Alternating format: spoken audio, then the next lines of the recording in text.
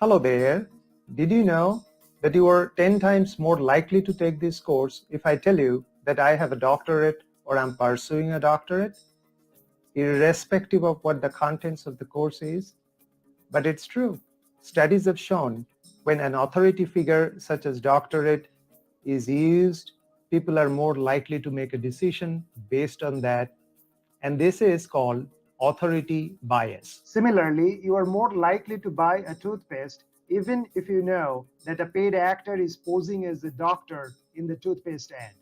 Authority bias, again, it will have impact in the way your brain works. And if the doctor is wearing a stethoscope, the impact will be even higher, although dentists don't need stethoscope. My name is Sapta Bhattacharya. I'm a cognitive science expert from the US with over 25 years experience in advising companies on decision making and problem solving in US, India, Middle East, and South Africa. Decision making is widely considered the most important skill for future, especially when artificial intelligence and machine learning are expected to replace many jobs.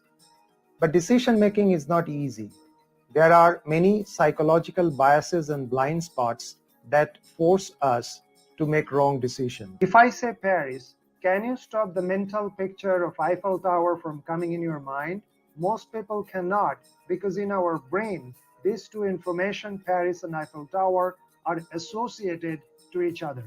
This type of mental association leads to a psychological bias called association bias, which often leads to wrong decisions. Advertising industry is built on association bias. In this class, we will show you how decades of research in decision science and cognitive psychology has found out the 40 most important biases and blind spots that clouds our judgment and lead us to make wrong decisions. We will give you a set of tools to rectify these biases to make more objective decisions, especially under uncertainty and ambiguity. At the end of this course, you would be able to make better decisions under most circumstances. Anyone and everyone who is interested to make better decisions can take this class. In the project, we present many actual decision-making situations, and we will test how well you have learned the decision tools that are provided in the class. This class can change the way you look at things, and it can change your life. Looking forward to seeing you in the class. Introduction: Bugs in our thinking software. The mind is what the brain does. Marvin Minsky, cognitive scientist. According to scientists, modern human appeared 200,000 years ago.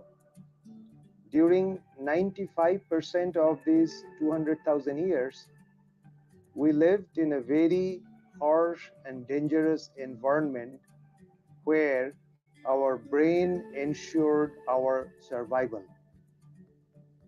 Our environment has changed, but our brain is still the same. Here are a few brainy facts. Human brain is just a 3-pound lump of jelly that is just 2% of body weight on an average, yet it consumes 20% or more of body's energy. As a result, natural tendency of brain is to be lazy so that it can conserve energy. Many of decision challenges we face actually comes from this laziness of our brain. The brain is made of 86 billion neurons or nerve cells. You can see a picture of a neuron and synapse to your right. And these neurons are connected to one another through over 100 trillion connections. And these connections are called synapses. Brain is the most complexly organized structure in the universe.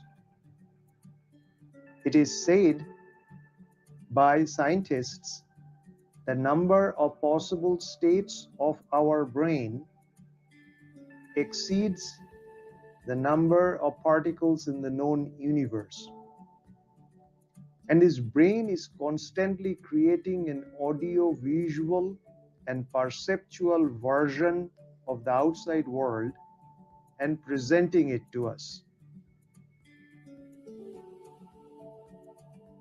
The problem is, often brain's version of the outside world doesn't fully match with the real world, and those cases are called cognitive illusions. And it is one of the reasons behind many of the decision mistakes we make. Now, let's take a look at a few examples of cognitive illusions.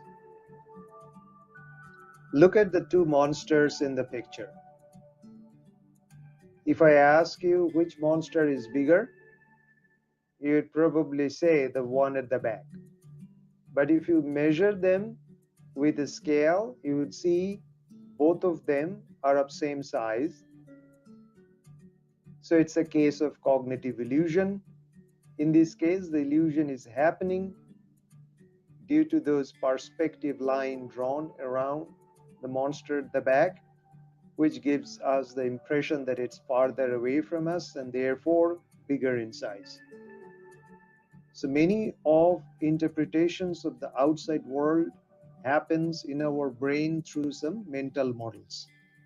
Problem with the models, as we will discuss later, is the reason behind what we call biases and blind spots that leads to wrong decisions.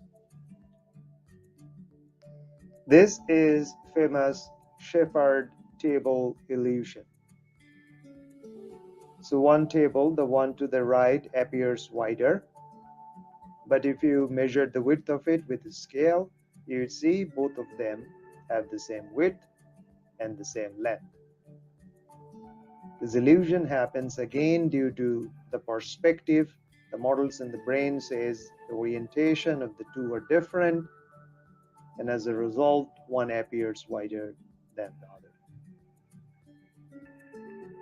Look at the two pictures of leaning towers.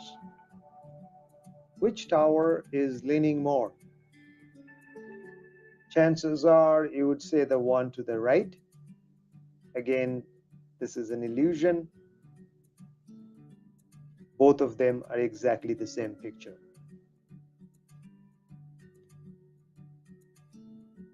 That brings us to the next illusion called Muller-Lyer illusion. Many of you might have seen it before. If I ask you which line is longer, definitely the one above appears longer. But if you measure them easily, you would see that both of the straight lines are of same length. The reason the one appears longer is because the fin is looking outward in the upper one versus looking inward in the lower one. This direction of the fin gives the impression that the one in the upper side is longer. Similarly, when information is presented to us in certain particular fashion, they would always look different. No matter how hard we try, our mental models will tell us that they are different. And we will discuss in more detail later. I promise you, this is the last illusion we will look at here. Look at the two gray columns. Which one is darker? It is clearly appearing that the gray to the right, which is in contrast of white, appears darker than the one which is in contrast of black. But if you remove those black lines, you would see both of them are actually of same shades of gray. In this case, it is a contrast principle. In contrast of black, it appears lighter. In contrast of white, it appears darker. And we will discuss contrast principle in a lot of details later on.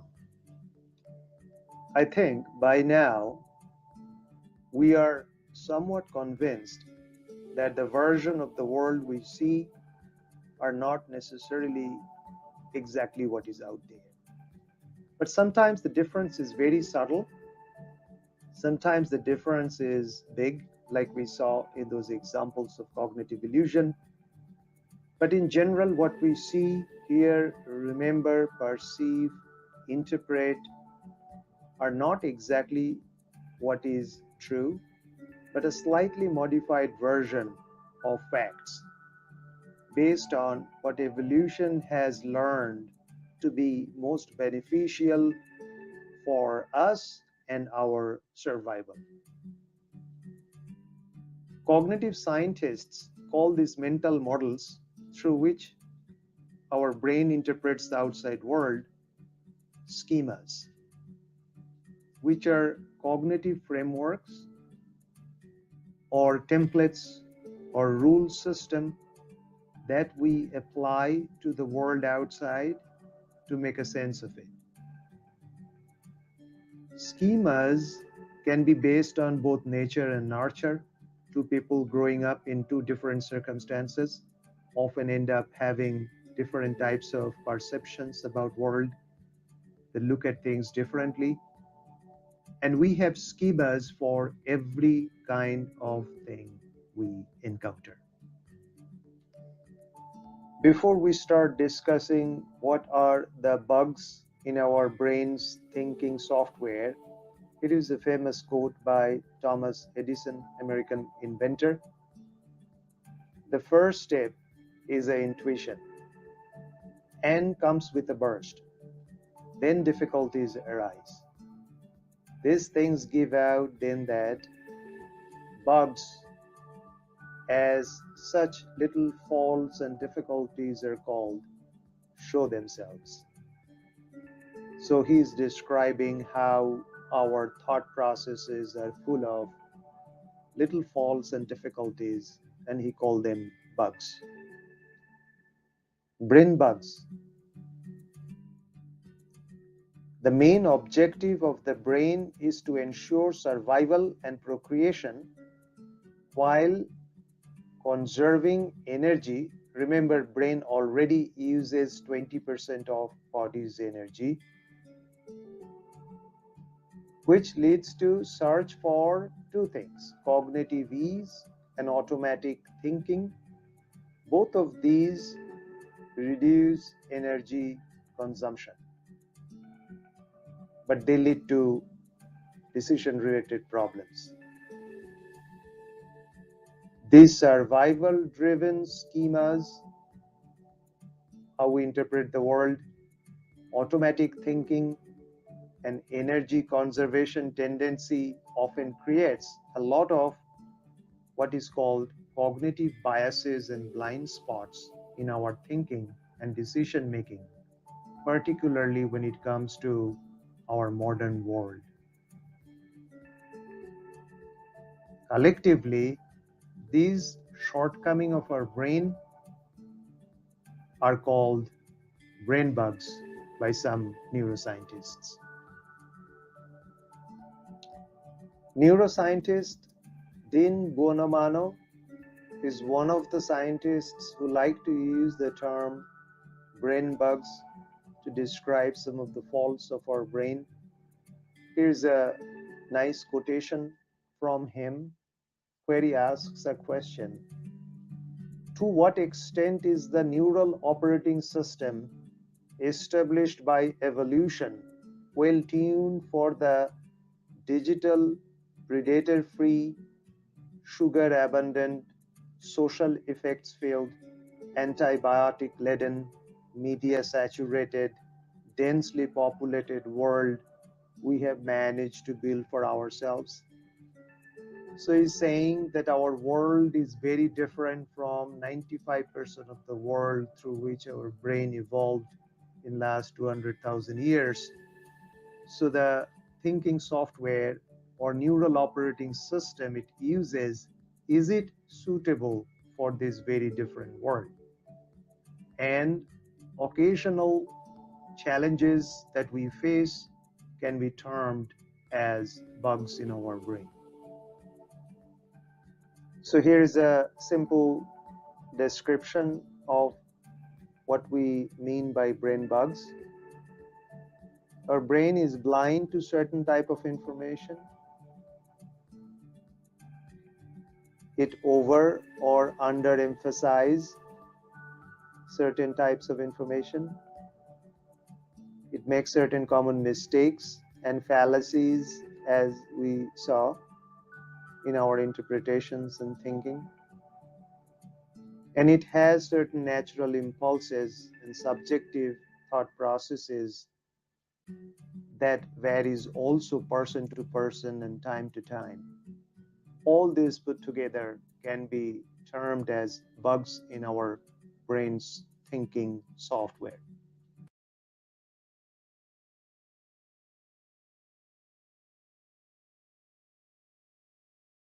Other judge giving a 10-year sentences, that has happened. So that type of variance in judgments is an example of unsystematic decision error or variance. Before we end this lecture, we will look at one cognitive bias called association bias and one decision variance for comparison. So association bias is a cognitive bias that influences our judgment, and it happens because our brain works through association. So all the informations in our brain are stored in those synapses, that is the intersection between neurons, and those synapses are connected to each other based on association. For example, brain is associated with synapses containing similar ideas like head, mind, intelligence, thought, think, etc. So when one synapse get activated, all the other synapses get activated, and as a result, we are biased to think in a certain way. And I would show you how that works. If I say Paris, can you prevent the picture of Eiffel Tower from coming to your mind? Most people can't, because in our brain, the idea of Paris is associated with Eiffel Tower, and they are saved at one place, connected and associated.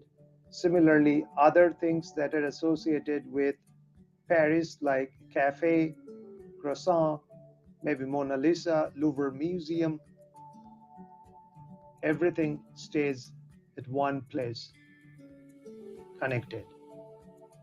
The industry that take advantage of this type of association bias is advertising and branding industry.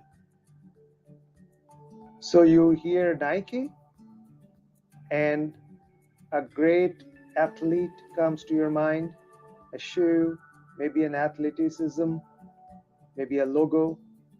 So by showing these 2, 3, 4, 5 things together again and again, they create an association in our brain, and that association influences our decision. We will get into a lot more detail when we talk about association bias in the section bias and blind spots. We will end this lecture with an example of decision variance that we see in dentists' recommendation. So studies have shown that many dentists, when shown the same X-ray of teeth, their diagnosis and recommendations are very different. Surprisingly, even the same dentist, when shown the same X-ray after a few months, often their recommendations change. So this is an example of decision variance. So with the same information, we tend to make different judgments and decisions at different time. Biases and blind spots. Introduction. 40 cognitive biases will be divided in 4 groups. The groups are: Group 1, biases, illusion, and fallacies that are due to the architecture of our brain. Group 2, these are biases driven by the tendency to achieve cognitive ease. Remember, brain wants to minimize using energy, and that is achieved through a set of heuristics or mental shortcuts. This is the laziness of our brain, often called. Group 3 are cognitive biases that are commonly used as social influencing tools by what is called compliance professionals. These are the sales and marketing people. And group 4 are additional cognitive biases that lead to irrational decisions.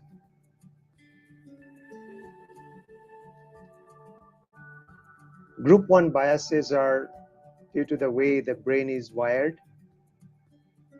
We will learn about memory-related fallacies, time-related illusions, emotions-driven biases, association bias, priming and framing.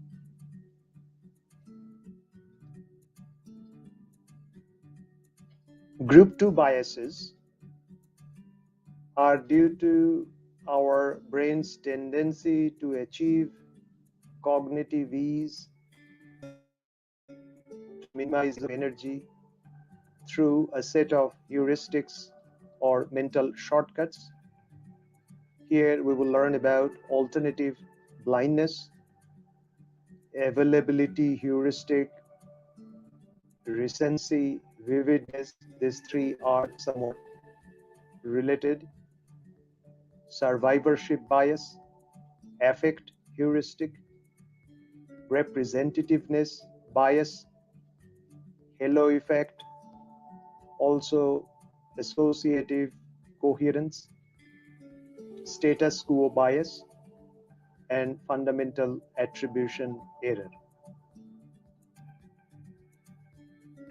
Group 3 biases often fall under a specialized area called social psychology. These are psychological biases that are often used as social influencing tools. It is very important that we fully understand these biases. Here we will learn about consistency, tendency, and confirmation bias. These are 2 different things, but somewhat related, so that's why they are put together. Contrast principle, liking bias, reciprocity tendency, authority bias, social proof tendency, anchoring, scarcity, and loss aversion. These are again 2 different things but related, so put together in one lecture. And endowment effect. That brings us to the final set of biases in group 4. These are additional cognitive biases that lead to irrationality. These are action bias, reason respecting, stress induced bias, in group, out group fallacy. Here we will learn about a couple of other biases in this section. Incentive induced bias, narrative fallacy, and hindsight bias. They are somewhat related, so put together in one section. Post hoc fallacy, say something syndrome, regression to the mean, and overconfidence bias. Within this section, we will also learn about planning fallacy. Memory. A guy in a bar tells another guy, I've got photographic memory, but everything is out of focus. Interestingly, scientists have found commonly used term photographic memory is a misnomer, as memories can't be stored as photographs. So how are memories stored? Memories are stored in a web of connected neurons. Actually, the memory part is stored in the two connected part of a neuron called synapse. And every time we recall the memory, a whole web of neurons with related information fire together and reconstruct the entire memory. In terms of types of memory, non-declarative memory is implicit memory of how we remember how to ride a bike or recognize a face. It happens automatically and we can't explain it to anyone, but we don't forget it. And declarative memory or explicit memory is how we save our knowledge of the world, like the capital of India, we know it. We know how to add 10 plus 5. It's accessible through verbal description or conscious recollection, and we can explain it to others. Now, within declarative memory, there are two major types of declarative memories. One is called semantic memory. It's the type of declarative memory used to store most of our knowledge of facts and meaning, such as heat causes ice to melt, Paris is in France, it's important to avoid insurance agents, etc. And episodic memory is how we recall the events in our life. For example, when we got married, the entire memory is stored as an episodic memory. Neuron is a nerve cell, and it's the unit cell of our brain. A brain consists of close to 86 billion neurons, and the connection of two neurons is called synapse. All our memories are stored in synapses, and there is something called neuroplasticity that ensures that new synapses are constantly formed as we hear something new. If that new information is repeated, synapses get stronger. That's how advertising works. They repeat information 6, 7, 8, 10 times. So synapses are built, they are connected to associated information, and that's how we understand what any product that is being advertised is associated with, and so forth, as we have and will discuss in few areas. That brings us to how memories are stored. They are stored in associative infrastructure, where a bunch of neurons and synapses connected together, and whenever we hear or get information regarding one part, for example, the synapse containing the information on brain is connected to all the related informations like head, mind, intelligence, thought, think, and so forth. So whenever we hear brain, any ideas associated with brain becomes available in the RAM of our brain, if you will, so that we can work together as far as our thoughts are concerned. So this associative architecture of storing information together in this type of format is basic reason for some of the brain bugs, if you will, or some of the limitations of our brain, some of the vulnerabilities of our brain as far as decision making is concerned comes from. One important rule called Hebb's rule provides insight on how brain works. It says neurons that fire together wire together. So if you hear the Paris, automatically the picture of Eiffel Tower comes to your head and you cannot stop it. Similarly, there are some other associated ideas like cafe, croissant, maybe Mona Lisa, or other things that are associated with Paris comes together. That means the moment the neuron containing the word Paris fires, all other associated neurons containing the information related to Eiffel Tower, cafe, croissant fires. So that's why the Hebb's rule is, and every time it fires, these connections get more strong. And that's why this rule, neurons that fire together, wire together. Hebb's rule provides the insight on how advertising works.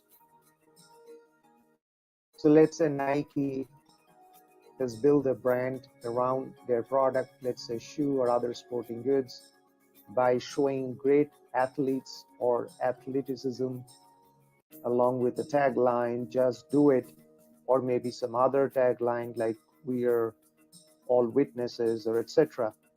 So they constantly show these things together. So every time we hear Nike, all those other images flashes in our brain because those neurons got wired together and they are firing together every time we hear the term Nike. By repeating it, they creates the same association like we saw in the previous slide, Paris and Eiffel Tower, Nike and great athleticism. That's how advertising works. Now let's look at 7 limitations of memory, well defined by psychologist Daniel Scatcher, that are important from the perspective of decision making. Number 1, transience. We lose both episodic memory, that is memory of personal experience, and semantic memory, that is knowledge of the world over time. Nothing new there, we all know it. So memory is transient. Number 2, absent-mindedness. We get distracted during both storing and retrieval of memory. Nothing new there either, we all know it, but it's kind of categorized here. Number 3, blocking. Sometimes some memory gets blocked temporarily. We cannot recall it. We have all experienced it. Number 3, that was blocking. Number 4 is misattribution. It is important from decision-making perspective. We assign memory to wrong source, incorrect time, place, person, etc. We will get into details about this later. Number 5, suggestibility. Tendency to plant information in our memory through misleading question and suggestion from others. It is very important in terms of brain bug, limitations of our brain and memory, and it often leads to wrong decision. We'll discuss in detail in few slides. And then bias. Our present day knowledge, belief, and feeling influence how we remember the past. And persistence. remembering disturbing events or facts that one would like to forget. That number 7 part also we will know. Now, 4, 5, 6, misattribution, suggestibility, and bias. These 3 are very important for decision making, and we will get into more details on it.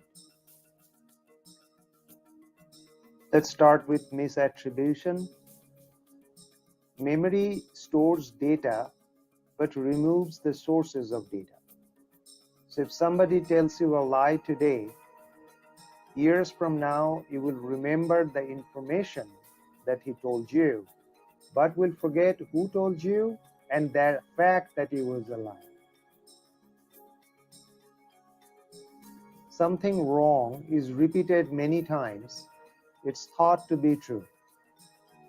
That is how propaganda and deliberate smear campaign works. So in the beginning, you know it's wrong. Then it's repeated 2, 3, 4, 5, 6 times, and slowly you started to believe it. And that's a tendency of memory. Bystanders often get mistaken as criminals in witness lineup. That is a misattribution.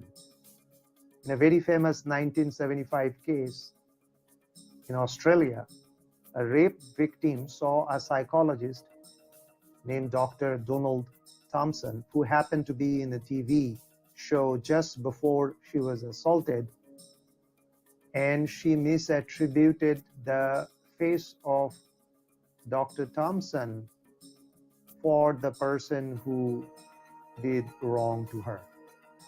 And she falsely accused him for the crime. That is how sometimes we misattribute memory from one place to another. If you come across any name a few times, later on you will feel that those names are of famous people. In a very popular experiment, a few names were flashed in front of eyes of few participants of that experiment, followed by a long list where those names were there, and they were asked if they could recognize anybody from that large list to be a celebrity. And they thought those names who were flashed in front of their eyes, they identified them. They figured they have seen this name somewhere but forgot where, and they thought they were the celebrities or some famous people.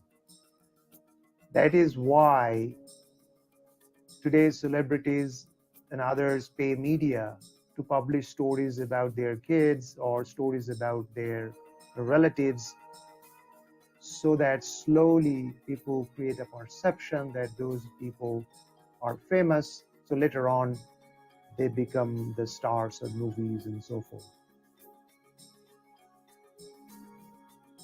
Next, suggestibility of memory. The reading and writing operations in memory are the same. Every time we try to recall a memory, we are actually rewriting. So at that time, one can suggest an alteration of memory.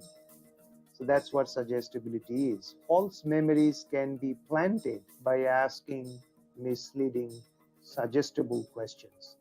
That is why the questioning protocol in the court of law is standardized, and lawyers, when asking questions to witnesses, have to follow this protocol. They cannot go beyond it. For example, let's say a lawyer is asking a witness, did another car pass the red car when it stopped at the stop sign? Versus the same lawyer asking, did another car pass the red car when it slowed at the yield sign?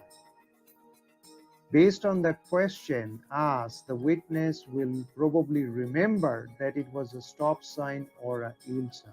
Maybe they were not sure whether it was a stop sign or a yield sign. So it's a case of by asking a question where specifically mentioning stop sign or yield sign, the lawyer is planting that information in the witness's brain. Let's look at another two questions. what was the color of the hat versus did he wear a white hat? Statistically, if 100 people hears that question, many more of them will think that actually the hat was white.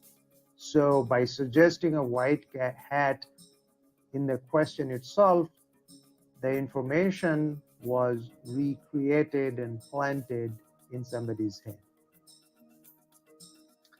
Third important type of memory problem related to decision making is memory bias. Our present day knowledge, feeling, and attitudes skew our memory of the past events. It's a case of consistency bias in retrospect. We want to be consistent about our memory of the past versus how we feel about the past based on our current feeling. If you don't like something now, you would think you always felt that way, even if that is not the case. In a US study in 1973 and 1982, it's a span of 9 years, same group of people were asked what they felt about a few social issues like drugs, aid to minorities, etc. In 1982, when they were asked if they recall how they felt in 1973, many of them who changed their attitude about those issues, their memory matched more with their current attitude of 82 versus how they actually answered the question in 73. So based on how they feel about those issues 9 years after the first question, they changed how they used to feel about it in 1973. Our memory of how someone looks also gets constantly updated by how she looks now. So if we look at an older picture of a person that we know now, that we knew even in the past picture looks surprising, not the current one, because we have updated our impression of her, all memories of her to her how she looks now. So her actual past look looks surprising. There is one more memory related bias or illusion that is important for decision making, and it's not part of the 7 sins of memory as described by Dan Scatcher, as we discussed earlier.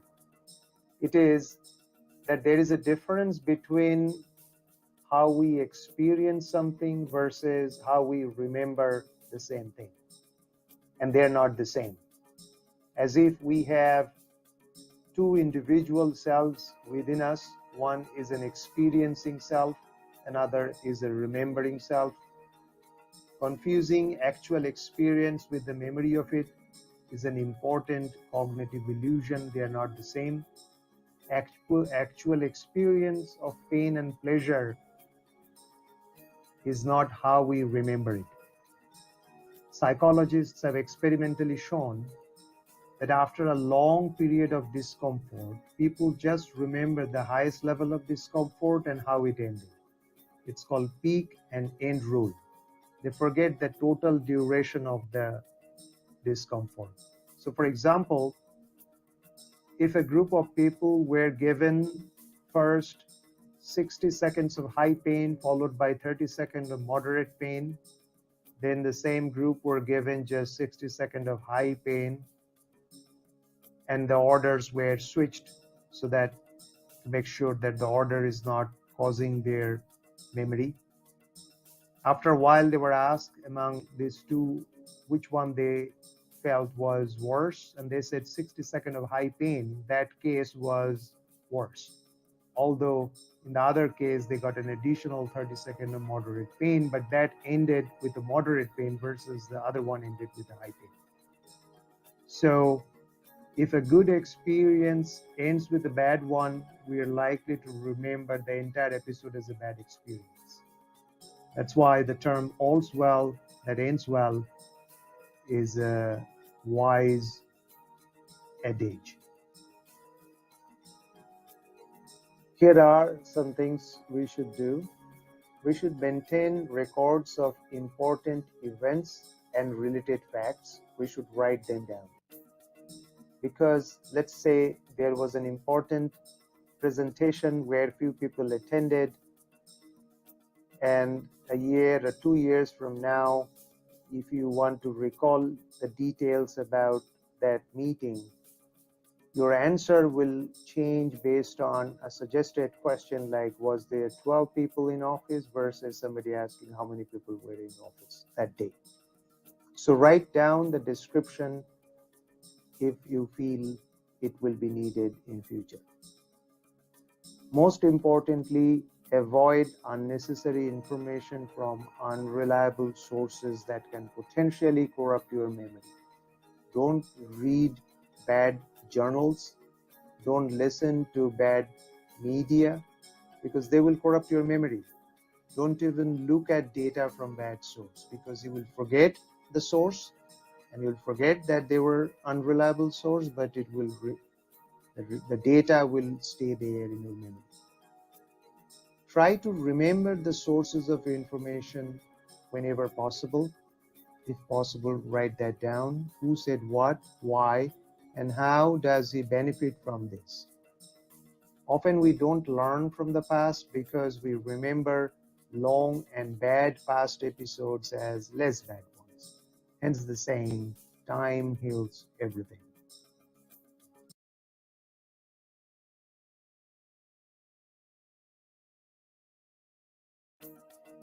Time. Time is an illusion. Lunchtime, doubly so.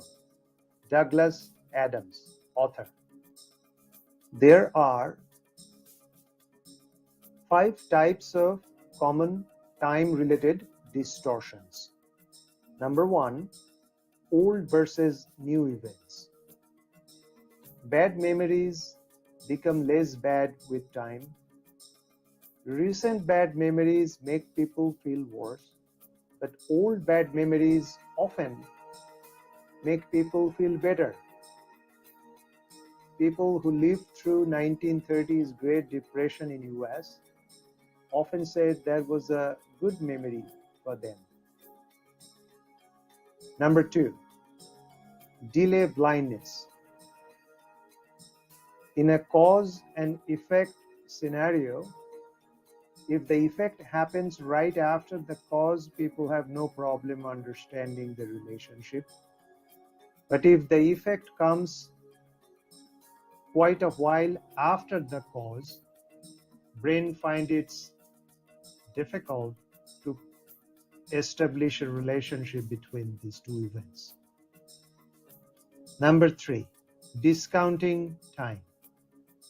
We make poor long-term decisions because we feel the difference between now and next year is much more than the difference between year 5 and year 6. The farther it is, the less we understand the time well. Time is subjective. Past good time appears longer than past bad time. Present good time appears shorter than present bad time. A fearful sight seems longer than a pleasant sight. And finally, number 5, temporal illusion. Our brain does constant editing of visual and auditory signals to provide a consistent movie of the world. That means, as we have seen in different optical and visual illusions, what we see are not necessarily always what is exactly out there. We will investigate delay blindness, time discounting, and subjectivity of time in little more detail, starting with delay blindness. We all know Pavlov's famous experiment where the dogs salivated after The bell was rang because there was a relationship between the bell and the food was established due to conditioning. But interestingly, if the food came after a considerable time of bell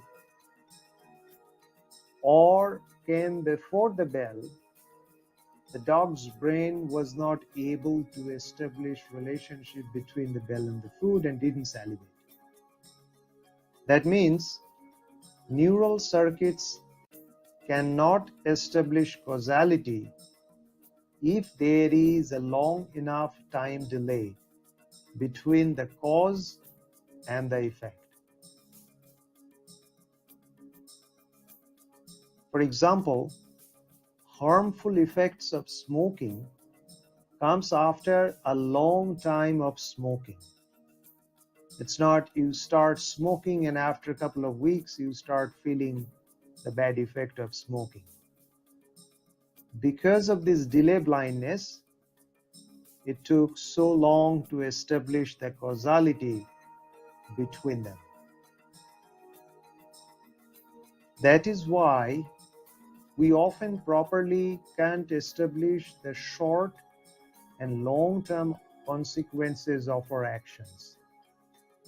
Because you may have to do something for quite some time in order to see the results. You don't see the results right away. And that's one of the reasons delay blindness is an important factor into considerations while making a decisions, especially when you have made an intervention and you have to understand that you may have to wait for a while to see the results. Next up, discounting time. There was a famous 1972 Stanford marshmallow experiment which involved a group of kids and they were given a choice.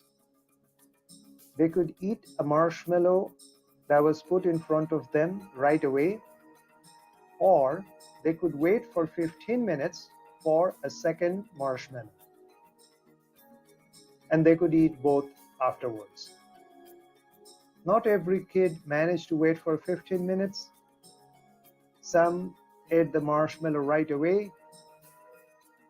But it was found kids who managed to wait for 15 minutes for the second marshmallow during their career later on demonstrated higher IQ. So that means our tendency is for instant gratification, and in order to prevent that, we need to use intelligence. The reason we go for immediate gratification because our brain evolved during a period when the future was not guaranteed. You have to live by the moments.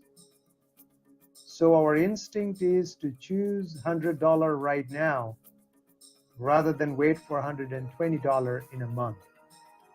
Who knows what will happen in a month?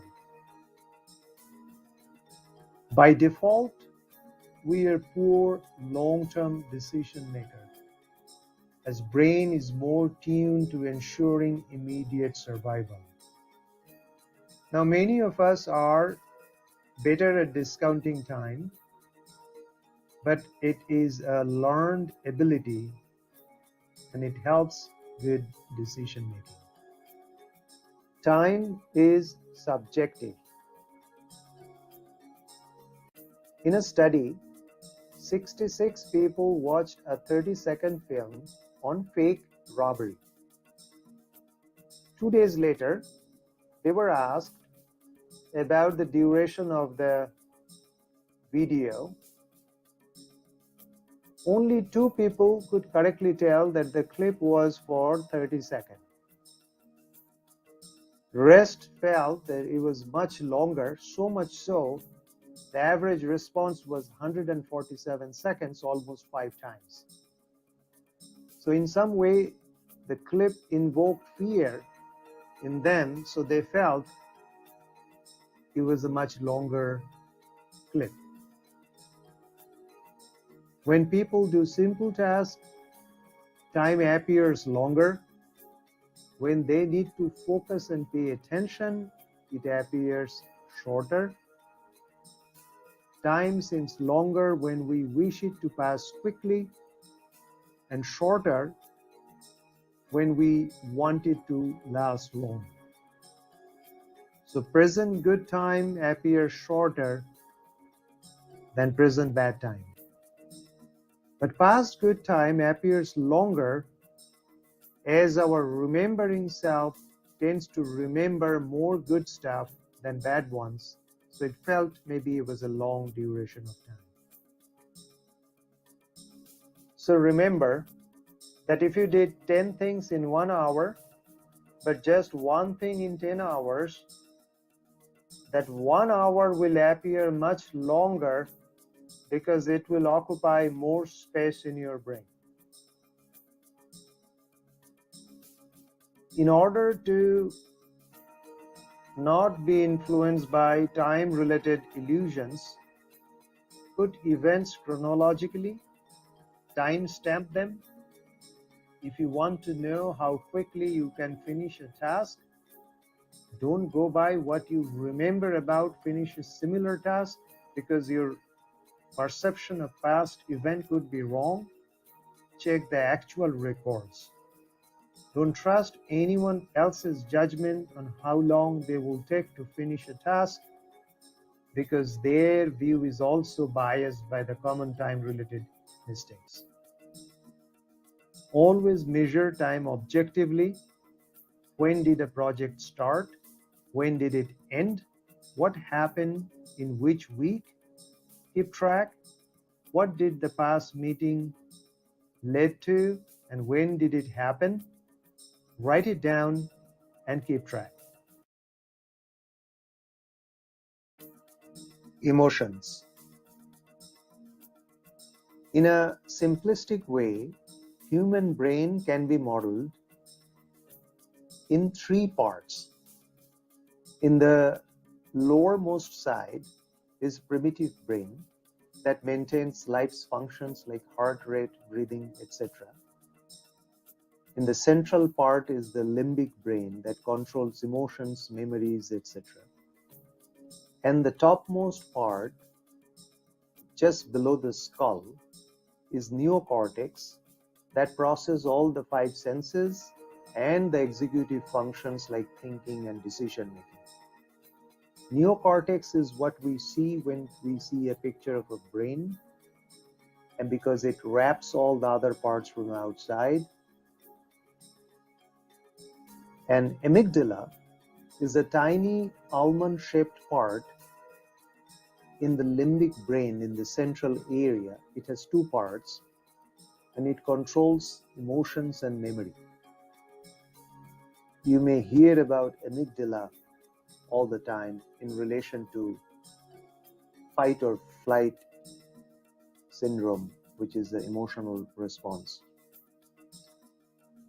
Amygdala is directly connected to prefrontal cortex, PFC, which is the part of the neocortex that sits between the 2 eyes in the front of our head. And this prefrontal cortex is responsible for thinking and decision making.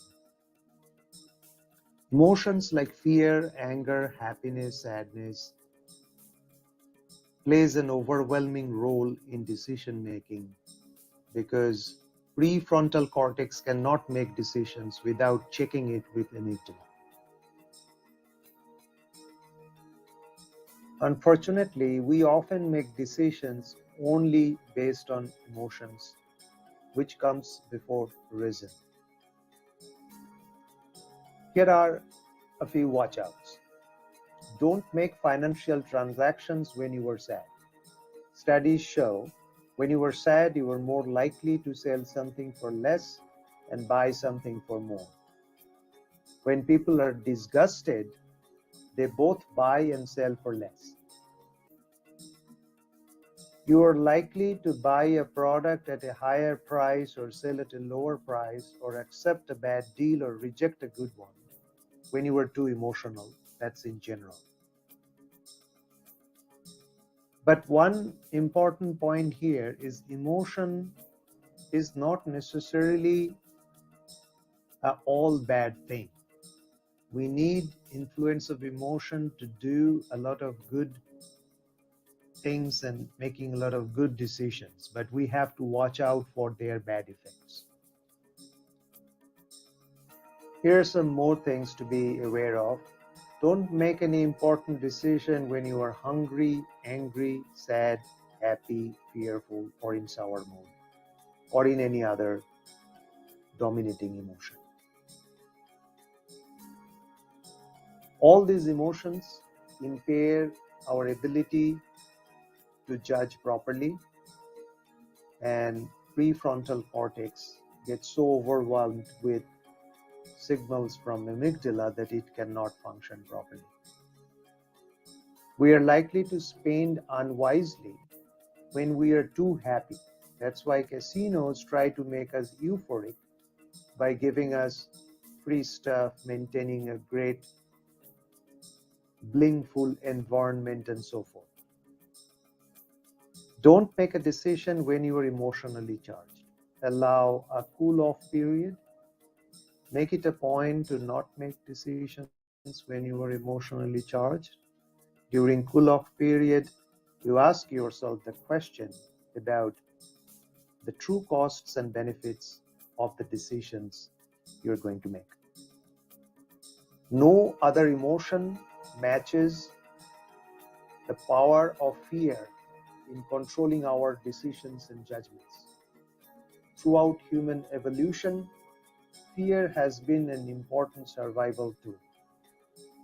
Darwin described how animals in secluded Galapagos Island could be easily captured and killed as these animals lost their fear instinct. There was nothing to fear in that island.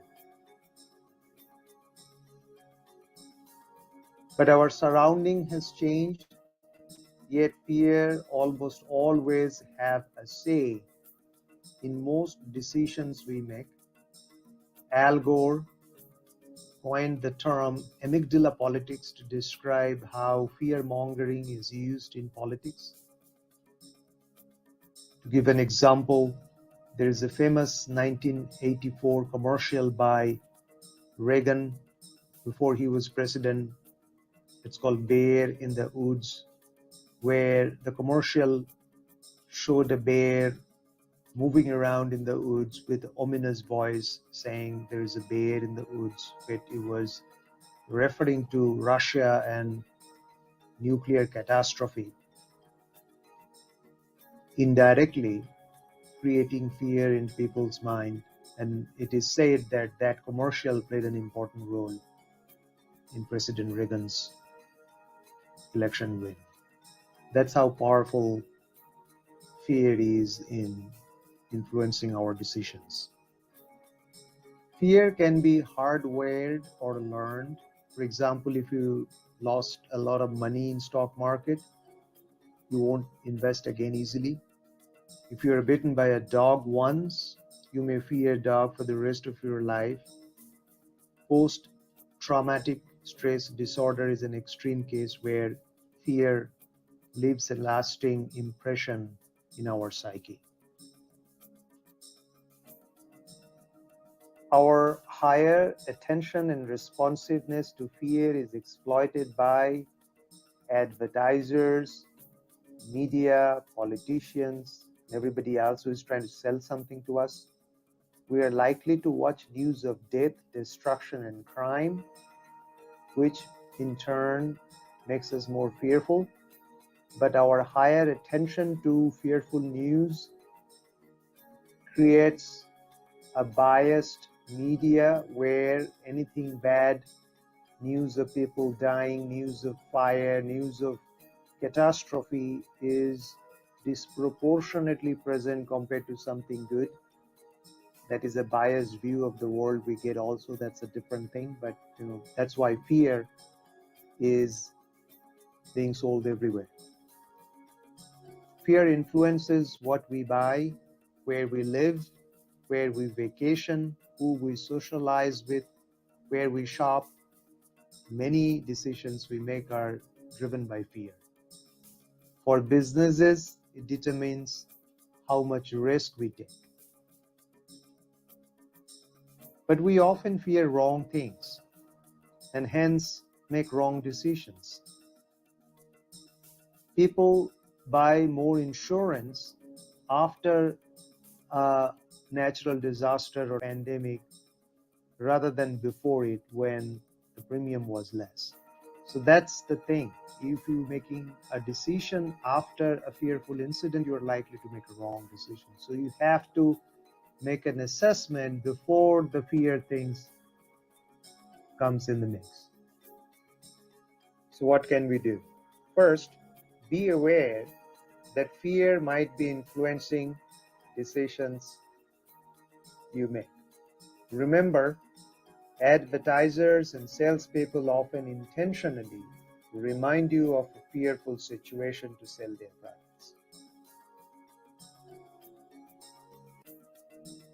We should use reasoning, logic, rationality, and statistics to establish the validity of fear before letting it sway our decisions. So a lot of fear that are being sold to us are inaccurate. More people die from mosquito-borne disease than from snake bites. But we fear snake more than mosquitoes. Heart disease or cigarettes kill more people than any other disease. But we are not that fearful of heart disease or cigarettes. We fear often the wrong things.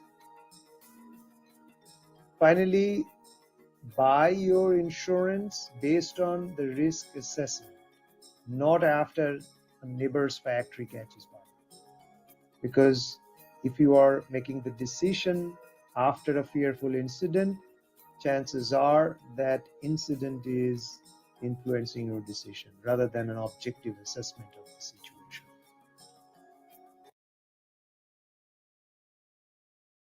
Bias. What does cow drink?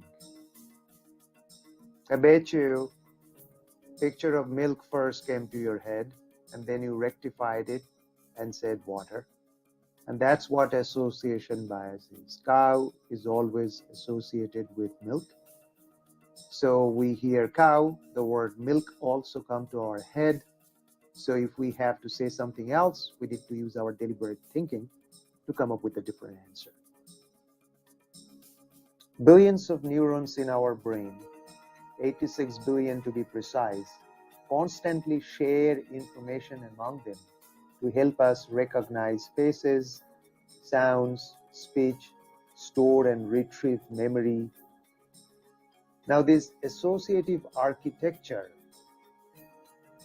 leads to this association bias, and this storing and retrieval of memory happens automatically without our conscious knowledge. So we hear a word, everything that is associated with it gets activated. And it is easy for anybody to influence our decision by the number of other words that got activated. And that's how actually advertisement works. So we know the famous experiment by Russian psychologist Pavlov, where he rang a bell and gave food to a dog.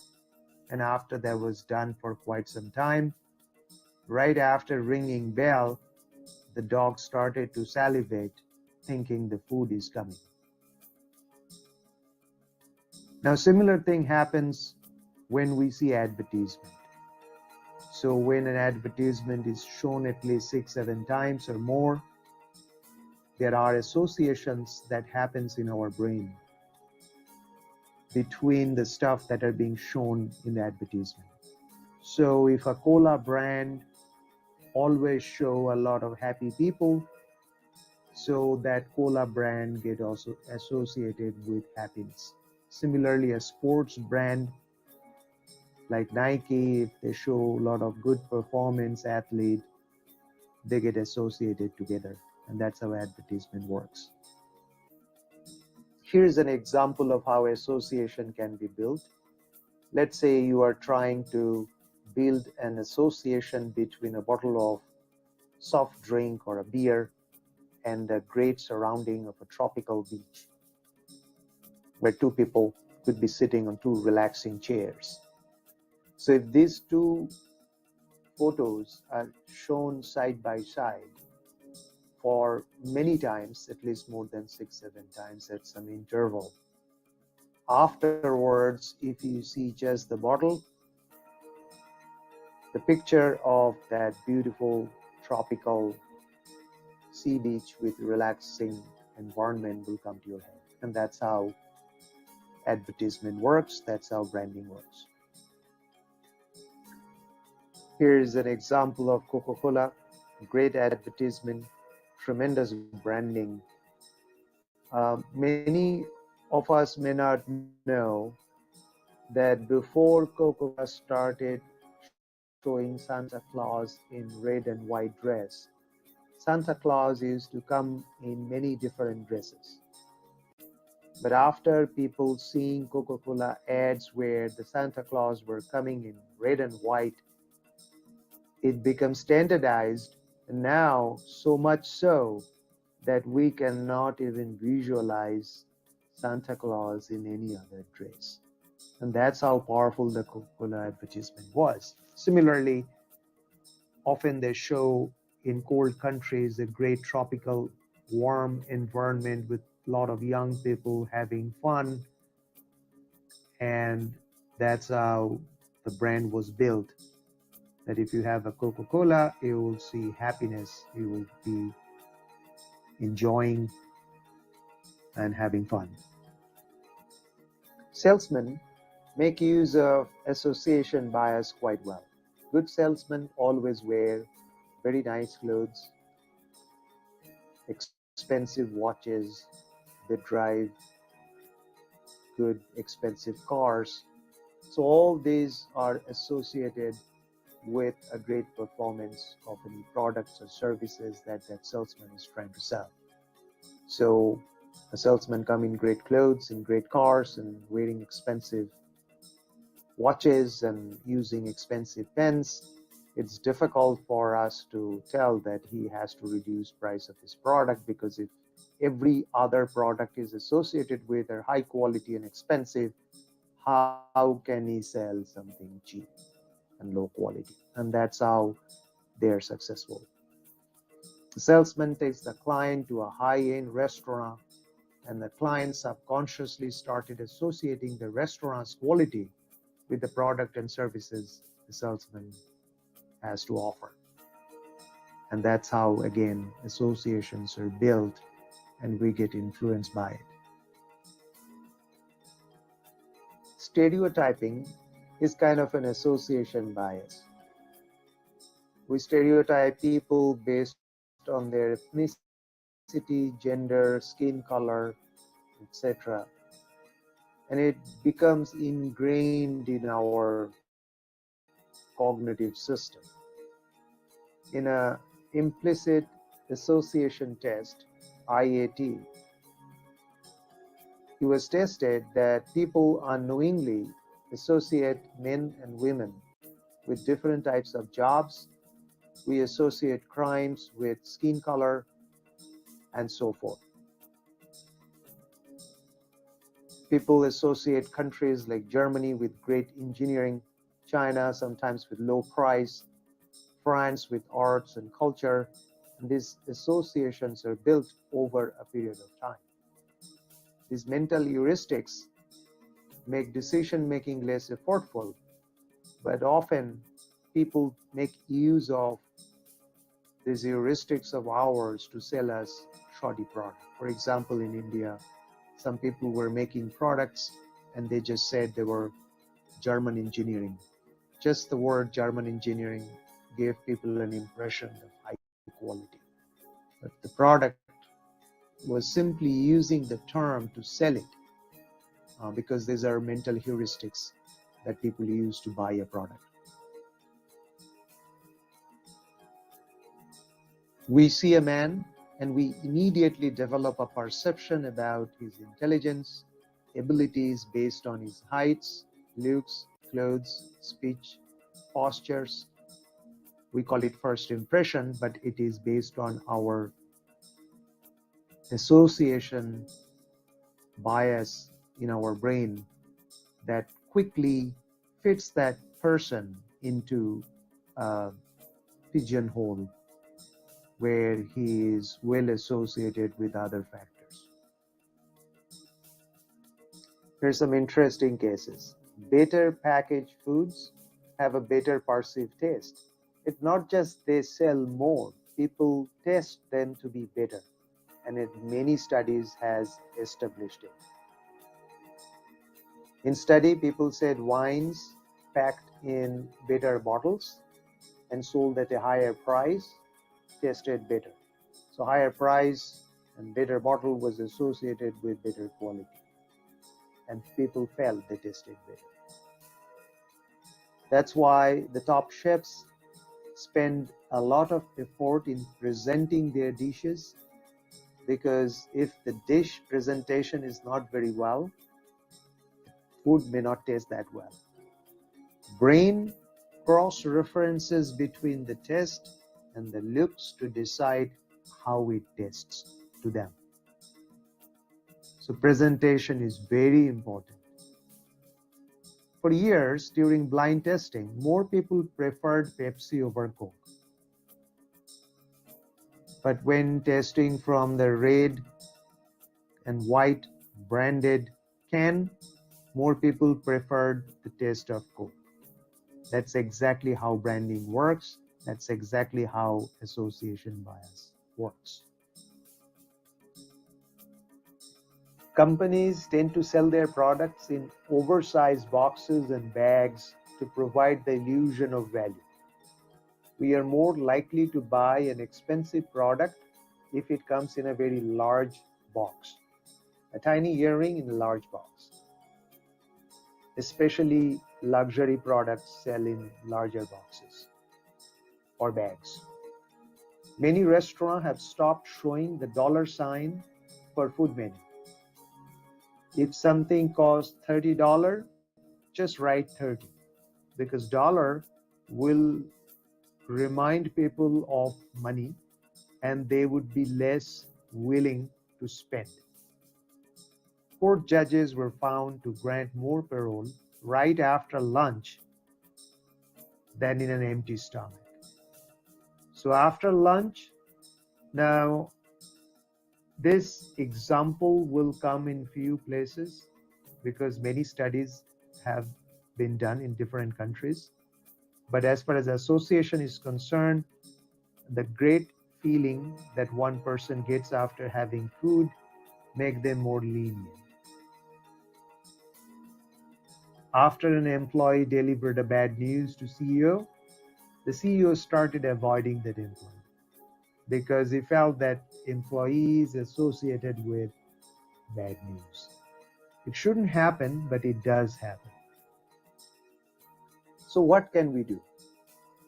Now that you know there is an association bias that creates the first impression about everything, you can try to consciously disassociate products offering people from that impression of associated things, to evaluate them on their own. That knowledge of association bias is the first step, and now we are there. Assess every product, offering, person, etc. based on a set of predetermined criteria. Determine the criteria even before you see the product offering or different options. And if the stakes are high, create a scoring chart. Writing things down is always helpful. Remember, people, product, situations are neither good nor bad merely because we associate them with a positive or negative thing. A product from Germany and a product from China one is not better than other because it's coming from two different countries. So you have to try to be more objective in evaluating before making a decision. Associate a negative emotion if you would like to end certain behavior. A great example is putting the photos of skulls and cancer patients and cigarette packets. So now these two things are associated. You see a cigarette and the picture of skulls come to your head, so you should be more careful before buying a pack of cigarettes. Similarly, if you'd like to get rid of a bad habit, associate a negative emotion with it, and that will help you getting rid of that habit.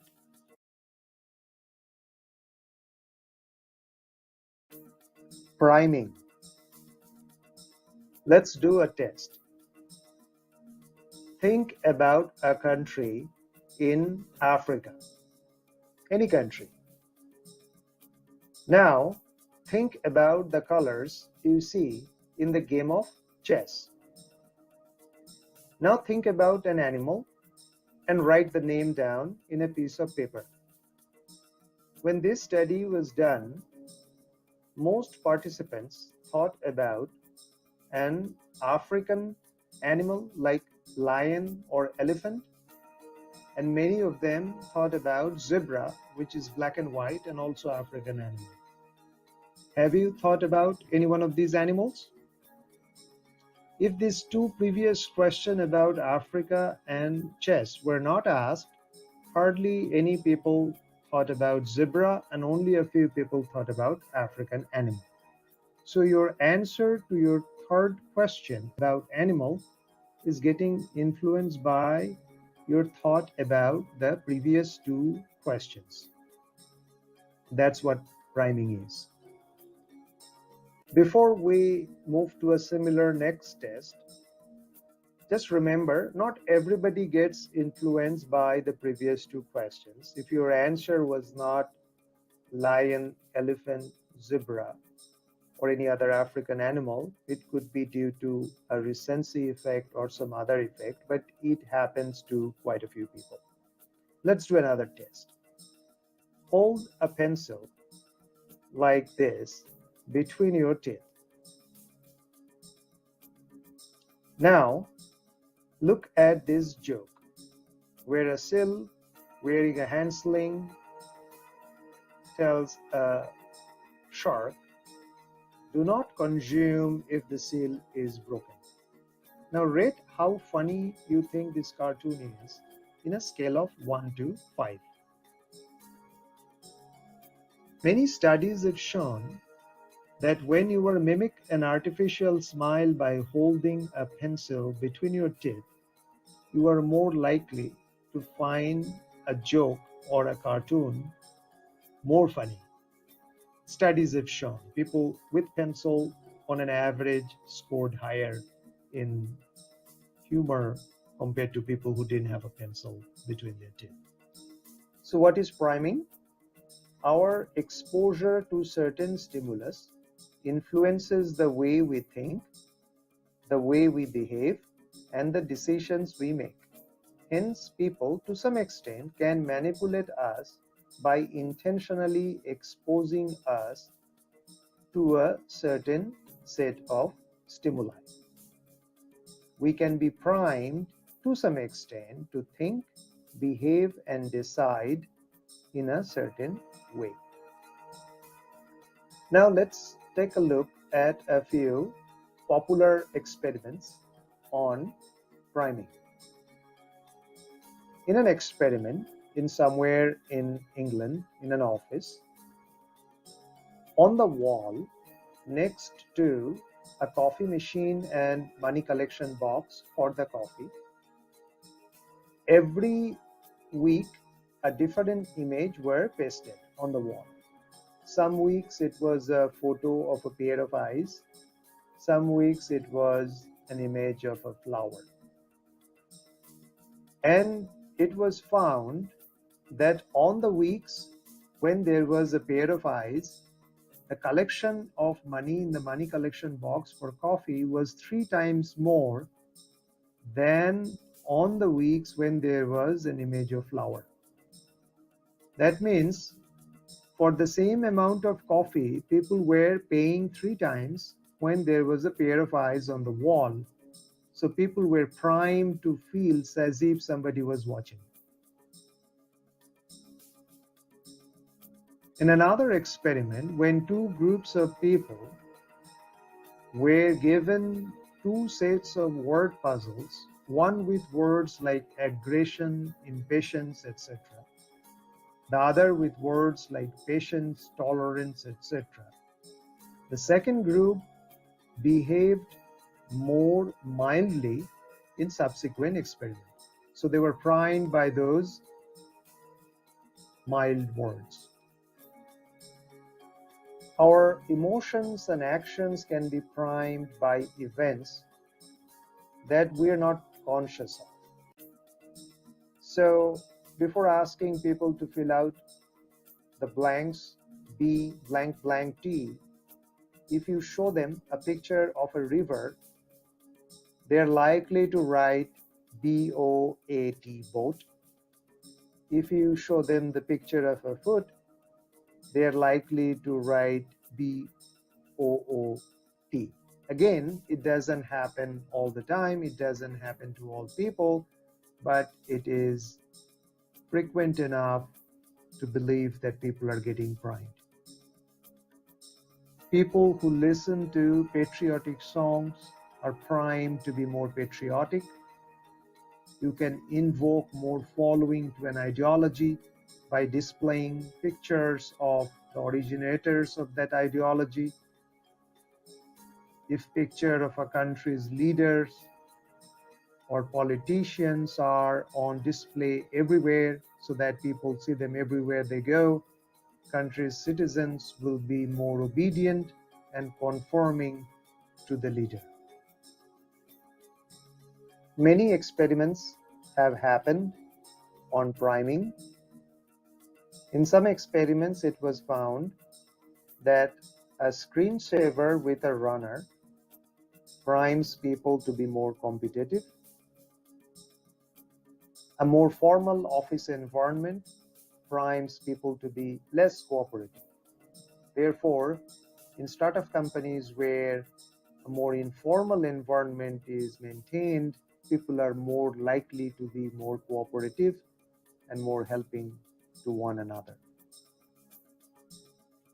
In office, smell of all-purpose cleaners prime people to keep their environment more tidy and more clean. Later on, when they were asked why are they doing it, they were not aware of the influence of priming. Money prime people work harder. They are more independent, but unfortunately less helpful. Studies have shown. In experiments, kids who saw photos of old people and old age homes walked slower after the experiment compared to kids who saw neutral photos. That means older age reminded them of slower walk, so they got primed. Studies have shown people can self-prime. When people force themselves to smile, they feel better actually. Also, frowning helps people to think more critically. So if you have to scan a document more critically, create a frown, you will be more productive. Battle cries prime soldiers to be more aggressive, whereas uniforms make them more disciplined. Students wearing uniform will be more obedient, disciplined, but they would also be less innovative and creative. In the same way, if you want your factory workers to be more disciplined and obedient, have them wear uniform, as many offices and factories do. Here are a few additional things to remember. Remember, the order of questions often influences answers. So for example, if you are asked a question, before you answer, look back and see if there was any other question that was asked before that could be influencing your answer. answer, could be priming you to answer in a certain way. For example, if you ask a group of people first how happy they are with their life, and then you ask them how happy they are with their job, you will find there is hardly any correlation between these two answers. But if you reverse the order and first ask them about how happy they are with their job, and then ask how happy they are with their life, the answer to the job satisfaction question will have high correlation with their life satisfaction question. So one is priming the other. Be aware. Exposure to one stimulus often influences our response to other unrelated event. So after watching your team to win an important championship, don't make any decision about financial spending or anything because you may waste money. Use prime to your advantage. If you want someone to see a doctor, be as specific and comprehensive as you can. Give them the address, the contact information of the doctor. Draw a map to the clinic if you can. Ask him when he will go. Also ask him which route he will take. All these are called channel factors. Together primes that person towards going to the doctor. Framing. Decisions we make are often frame bound and not reality bound. Richard Nisbet, social psychologist.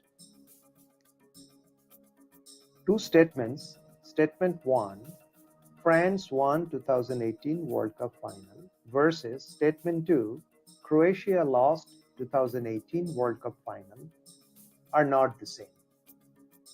Two statements brings in two different images in our mind. Statement 1 brings in the image of ecstatic French players celebrating, and Statement 2 brings in the image of sad and drooping Croatian players standing. So framing is how you describe something using language to create two different emotions to influence people's judgment and decision. During experiment, it was found that if something is framed in a positive way, more people accept it versus the same thing framed in a different way. For some cancer, survival rate after surgery was 90%. So when it was framed to doctors that there is a 90% first-year survival rate, 84% physicians recommended that option. Versus when the same thing was framed as the year one mortality rate was 10%, only 50% physicians recommended it. So just the switching of word survival and mortality and corresponding percentages create big difference in terms of decisions physicians make. And these were trained physicians. Common people would be more influenced by this framing. In another famous case, when credit cards were first introduced, businesses charged a surcharge. So if you use cash, you have to pay a certain amount. If you use credit card, you have to pay the cash amount plus a surcharge. But nobody was using credit card. So what they did is they made credit card version the default. So if this is the price you pay if you use credit card, and if you use cash, you'll get a discount. So previously, credit card came with a surcharge. Now cash comes with a discount. Both are the same thing, but people are now willing to use credit card and the problem solved. So that's how powerful framing can be. Something framed as loss generates greater negative reaction compared to the same thing showing as a cost. For example, losing from an investment is bad, but cost of doing investment is okay. Basically the same thing but framed in different way. Similarly, calling stock price drop as correction, justifying overpaid acquisition by framing it as goodwill, terming management problem as opportunity, terming layoff as restructuring, etc. are all examples of framing. Similarly, if a spam blocker allows 4% spam, that's bad. But if the same spam blocker blocks 96% spam, and to make it 96% spam free, that's great.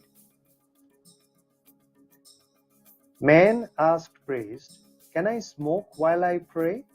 The priest said no, absolutely not. Next week, the man comes back and asks, "Can I pray while I smoke?"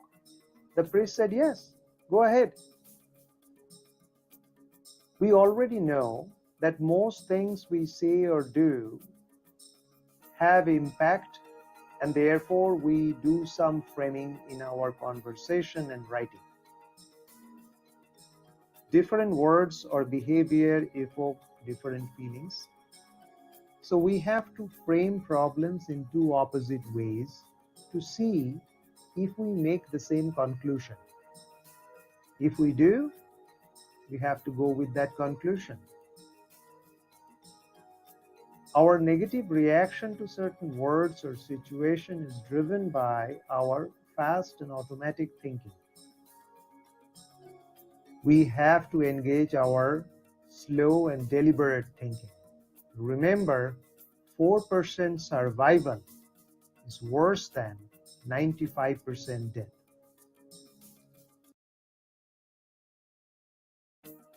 Alternative blindness. We are blind to the alternatives. And there is a famous story to explain this. During World War II, Allied bombers were bombing German gunboats and coming back. And on their way back, they were getting fired at by machine gun fires. Statistician Abraham Wald was put in charge of putting armor plates on the planes that were coming back. Now, if you see the picture of the plane to your left, the red holes are the ones where they were hit with machine gun fires. But interestingly, instead of putting armor plates on the areas of red holes, he put armor plate on the white areas where there was no machine gun fire. He was asked, "Why are you doing it?" And his answer was, "Look, you're not looking at all the planes. You are looking at only the airplanes that are returning. How about the ones that are not coming back? Chances are those are getting hit on those white areas. That's why they are not coming back." Lo and behold, after he put armor plate on those white areas, more and more planes started coming back. So the moral of the story is we have to look for alternative in order to make a good decision. People say startups succeeded due to great focus, but they don't look at many other startups that didn't succeed also had great focus. Many people just look at movement of stock price without looking at the volumes of shares traded before making investment decisions, buying or selling. They shouldn't do that. A trade of 10 million shares and a trade of 10,000 shares look exactly the same on the price chart. If those shares are traded at a higher price, the price chart shows it has gone up. And if it is a lower price, it has come down. But they are not exactly the same. 10,000 and 10 million share trade are not the same thing. Remember, if 100,000 shares of a company trades at 10% discount, it does not mean the entire value of a company with 100 million shares, if that is the case, have come down by 10%. So the point is, While making any decisions, try to look for information that is not in front of your eyes. And consider that information too before making a decision. We only look at what is easily seen. We do not look to find omissions or alternatives. So our decisions are based on just a part of the total information that is in front of our eyes, but that shouldn't be the case. Then we cannot make good decisions. Here's an example. Often you see the Ivy Leagues publish a high salary of their alumni. But the salary of alumni of Ivy League colleges are based on the response of people who decided to participate in that salary survey. Generally, these are people who are earning more. So that is only a part of that information. So the publication of salary by Ivy League colleges are biased towards higher side because people who have average or below average salary generally don't participate in those surveys. But we conclude that Ivy League education is guaranteed for high salary, which is not the case.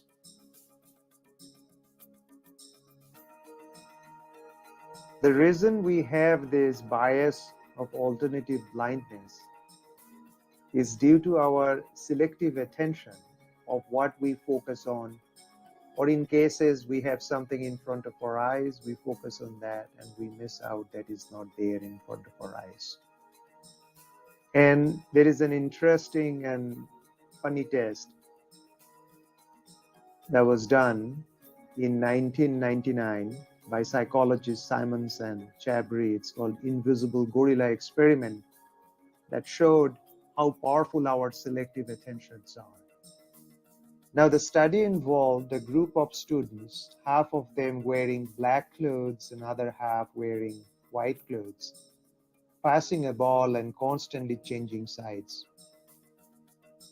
And a group of participants were asked to count the number of passes only the students in white shirts made, ignoring students in black shirts.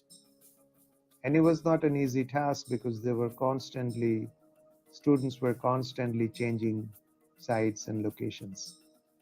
While this was happening and participants were counting from a video they were watching the number of passes, a person wearing a black gorilla suit crossed from one side to the other. And the person even stopped in the middle and waved his hands and then moved out. More than 50% of people who were doing those tasks missed that gorilla completely. When they were said at the end, "Did you see anything unusual?" they say no, because they were so focused on the balls being passed. And remember, they were asked not to focus on students wearing black dresses. So that shows how powerful our attentions can be, so that often we miss out on stuff that are very obvious, but we're not focusing on. When we are focused on something predetermined, we often miss obvious things too, only because they are unexpected. Experienced pilots, while trying to land a plane, so they're so focused on that task, in flight simulators, missed another plane sitting on the runway. This type of focus is also behind many runway accidents. Our attention is limited. While keeping it focused on one task at hand, being open to other possible alternatives is not easy, and in order to achieve it, you need discipline and practice. Another reason we overlook alternative is we often make our options too narrow. For example, while making investment decisions, we often only focus on stocks and bonds. because the person who is selling it, these are the two things they're selling. So he's intentionally asking us to focus on these two options. But there could be many more options. Could be gold, commodities, real estate, REIT, many other options. There are always many options. While making career decisions, most students consider just a few options, which are common. But there are many other alternatives which are equally and in more cases even more rewarding than what they're focusing on. But most people don't focus on those options. Patients with terminating illness often look at just two options of doing or not doing some doctor recommended risky surgery. But in reality, there are always other options, other alternatives like medicine, different types of medicines, etc. So to summarize, now that you know that there is an alternative blindness, which is very common while making decisions, always search for alternatives. Forget the proverb between a rock and a hard place, as if those are the only two options. Remember, there are always other options. When planning for something, remember that there are almost always more possibilities than what appears at the first glance. Try to estimate the relevant base rates of those other possibilities, probabilities, and so forth, and consider them all before taking the final call. And if you do that, you are likely to make more robust and optimum decisions. Availability. Availability bias often comes due to vividness and recency, so they can be discussed together. Most easily available information creates our worldview and opinions on issues. Sometimes this availability is due to how vivid some information is or how recently it has happened. We have, because of this bias, an incorrect risk map. All the airline accidents are shown by media, but just a few car accidents, if any, are covered by media. Hence, we may be more worried about airline accidents only because more information is covered. Media grab our attention with something that is more vivid, novel, and dramatic news stories, but not necessarily something which is more important or more probable. And as a result, we have a wrong risk map. From availability bias, there is an incident that happens, it's called availability cascade, which is a self-sustaining chain of events, which may start with an unimportant but vivid media report that leads to a public outcry, followed by more media coverage, followed by more outcry, and finally even more media coverage leading to government action in some cases. There are few cases that are given as an example. One is an infamous Love Canal toxic waste case, where some news about toxic waste created public outcry, that created more news, created more outcry, and leading to some shutting down and new regulations, which some people felt was not necessary and out of proportion and exaggerated. So that type of incidents are not very uncommon. Very unimportant issues get a lot of attention, leading to actions. Activists and politicians know that, so they constantly try to create availability cascade to serve their own cause and agenda. Companies, politicians, activists, celebrities, and special interest groups use this availability bias of general public to manipulate our thinking and decision making, so that their own purpose are served. We have to understand one thing.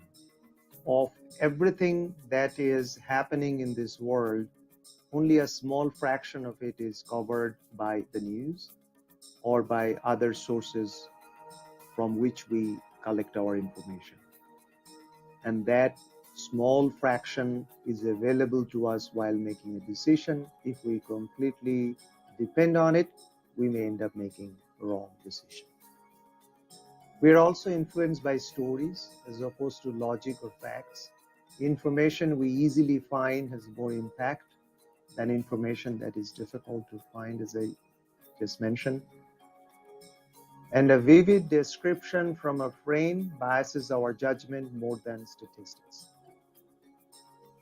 We give more importance to recent information compared to statistical average over a long period, which is called base rate. We look for a company's recent performance, for example, to decide about its future and overlook past years' performance over a long period. Our mind is unable to deal with small risks. We either completely ignore them if it is small or give far too much importance, nothing in between. So that's another corollary of availability bias. We have to remember that media is biased, so we have to consume it carefully. Try to assess a relevant, rational, normal outcome of a specific issue based on information that is not presented by media.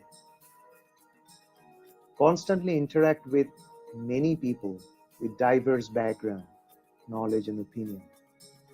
People with different experiences and knowledge can help you detect a blind spot in your view and detect some of the information that are not easily available to you while you are making decisions. Remember, accurate information is better than dramatic information. Because if you have only dramatic information, that is like a wrong map. A no map is often better than a wrong map. If you see a trend, it could be misleading. It could be wrong. Try to assess if something is permanent or temporary. If a recent trend is driving your decision, it could be a short-lived trend. Therefore, when you're making a decision, try to use information that is not available in front of your eyes. Survivorship bias. Media and other sources of information make success and triumph more visible by covering them more. We only hear about the lottery winners and not the losers. And as a result, we always overestimate the true probability of success. This bias is called survivorship bias. We have to remember that for every popular writer, painter, actor, sportsman, startups, there are thousands who couldn't do it. Yet, we hear only about the success stories of the top 0.001% or less.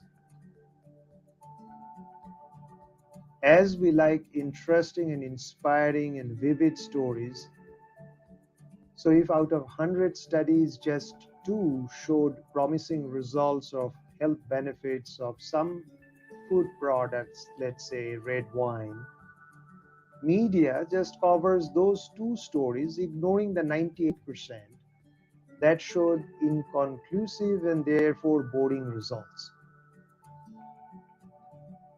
But we feel that's the true reflection of that product's benefit. Now let's understand the importance of randomness and chance on performance. Good past performance or track record is not always a guarantee of superior future result because chance could have played an important role, but we often ignore that. For example, if thousands of people predicted many future scenarios, some predictions would always be right just by chance. But following survivorship bias, if you just pay attention to the right predictions and ignore the wrong ones, you would tend to believe that those predictors were geniuses and it's possible to predict future. Both these conclusions would be wrong. There was a famous stock tip scam in United States where a group of people received a letter in the beginning of 1 week. The letter predicted the next week's stock market performance, whether the market will go up or down. At the end of first week, they found the prediction was right. Then they received another letter predicting the following week's performance in stock market. That prediction also came up to be right. Similarly, these people received 5 consecutive letters. All predictions came up to be right. So they were so intrigued by this unknown sender of letter that they followed his recommendation and invested in a offshore fund and lost all their money. How did the fraudster manage to achieve this? What they did is they selected 20,000 odd names from phone books, and to 10,000 they sent a letter saying the market will go up. To the other 10,000 they sent a letter saying the market will go down. At the end of first week, they picked only those 10,000 for which the previous prediction was right, and to 5,000 people they sent a letter saying market will go up. To another 5,000 people they said market will go down. Next week, 2,500 they said market will go up. Another 2,500 market will go down. Similarly, at the end of 5 weeks, they had 600 people for which all 5 predictions were right. Many of them invested and lost money. But none of these people were aware that this fraudster was telling or sending letters to many other people because they were blind to that. That was the survivorship bias. Mutual funds often start many funds and close the worst performing funds each year. So after some years, they have only the surviving good performing funds, and all the bad ones' money is folded in the good ones. So when they advertise, they show, look at our fund, it performed well in last 4 or 5 years. What they don't show you is all the other fund that they started and eventually closed because of bad performance. Again, another case of how survivorship bias works. You have already seen this example a couple of times. It's a classic case of survivorship bias. During World War II, when planes returned with bullet holes all over, statistician Abraham Wald put extra armor plate on the parts of the plane without bullet holes. These are the white areas in the plane, instead of putting armor plate on the areas of bullet holes. These are the red dots, because the reason the planes that were not coming back were getting hit in those places, and his guess turned out to be right. More and more planes started coming back. So he made a decision based on airplanes that didn't survive instead of based on airplanes that survived, and that decision came out to be right. So we shouldn't decide based on successful people, companies, ideas, etc. always. We should also take into considerations of the less successful ones too, in order to make more robust decisions. The term survival bias or survivorship bias came from epidemiology, because in many studies there, only the characteristics of survivors are often included. A special case of survivorship bias is called publication bias. There is a famous New York Times article on this, which describes how drug companies only publish the result of successful studies, whereas not publish the ones that are not so successful. For example, in 100 drug trials, if 20% are successful and other 80% are inconclusive, only the successful results are submitted for publication, creating a bias. Now there are new rules which prevents or tries to prevent this type of fraud. Survival bias is a chronic problem, as we are trained to analyze information available in front of our eyes, and unfortunately most of the sources provide only the information on success and survivors. So we rarely look for information we can't see, that is the information of failures. Successful stock traders or fund managers are great examples of survivorship bias, as we described in the previous slide. Remember, even if everyone has equal probability to succeed, some will succeed and some will not. Similarly, from people who succeeded for 1 year, some will have probability to success and some will not. So at the end of few years, you will always have few people who succeeded consecutively just by chance.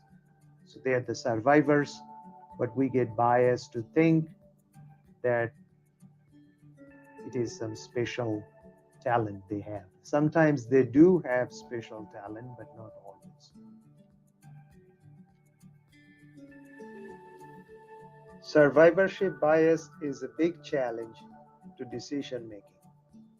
You have to hunt for information of failures or all the informations, like Abraham Wald reasoned with, before you can make the true assessment of success. Make decisions based on statistics, not based on stories, anecdotes, or narratives, as we have discussed in few other places, as they don't provide the full picture.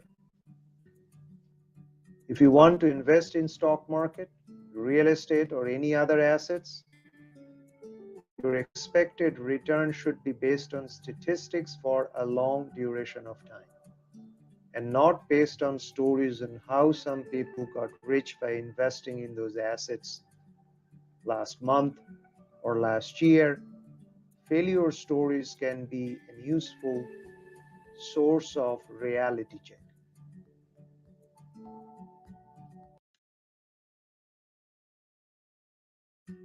Affect heuristic.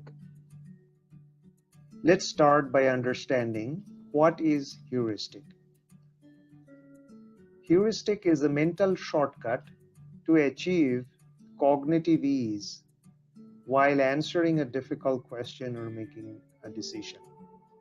Often, heuristic involves substituting the real question by an easier question.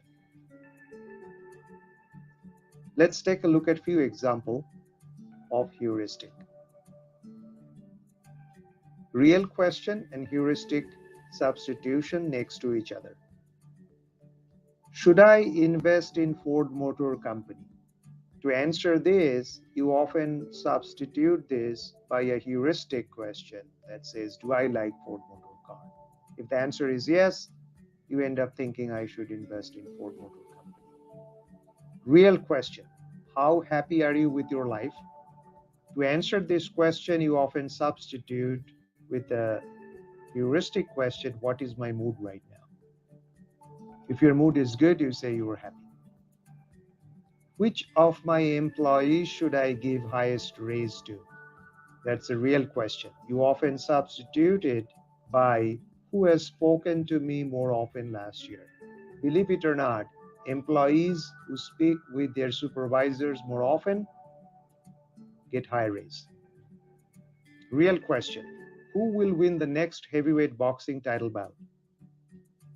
Heuristic substitution. Which boxer do I like? That's an example of affect heuristic. We'll speak about it later in the next few slides. Or if you don't know anyone of the boxer, you replace the question with the simple question, which boxer looks tougher? American psychologist Paul Slovic first talked about affect heuristic when people let their liking or disliking dictate their decisions. If we like certain food, we may think that is less harmful. If you like certain habit, we may think that is less harmful. Similarly, if we like a country, we will think that it's a great country, or vice versa. Affect heuristic is often described as people's tendency to make decisions based on gut feeling, that liking provide a cue of making a decision without considering, analyzing, or the other existing information. People invest billions of dollars because they like a company or a project without considering or analyzing the risks. If people have positive feeling about something, it lowers their perception of risk and vice versa. So if you like Elon Musk, maybe you have listened to him in a program recently and like the way he spoke, you may think that his company will do great. We make initial judgment based on our first impression. Connections are made between synapses. The future experiences carry the burden of proving us wrong, which may involve doing analysis and so forth, which is doubly difficult as old connections or neural associations are to be cut and new ones are to be formed. So if you like somebody based on the first impression, in order for you to dislike him or her, then you need more effort. For important decisions, look at all the facts and don't let your gut tell you what to do. It's a simple suggestion, but it's very important. Just remember, your assessment of risk could be driven by your liking or the first impression of a person or a project or a company or a subject or issue or whatever. Be aware of something called affect heuristic. Affect heuristic leads us to value projects that took more time and money, far more than projects that was done fast and at less cost. So there, the duration of the project and the cost of the project becomes a substitution of the quality or value of the project. If you like a company or its people you interact with, you will genuinely feel that company is a better company and its products and services are of higher quality. Affect heuristics. You're also more likely to give better credit term or payment terms to people you like and interact more with. More interaction leads to more liking, and more liking leads to valuing something as to be of higher quality. While evaluating performance of people, don't discount that people who silently finish all their job without much discussion with you compared to people who constantly interact with you and take more time to finish their work. So don't allow any factors like how much time you spent with your subordinate, how often he met you, as a proxy for how good he or she is in her or his job.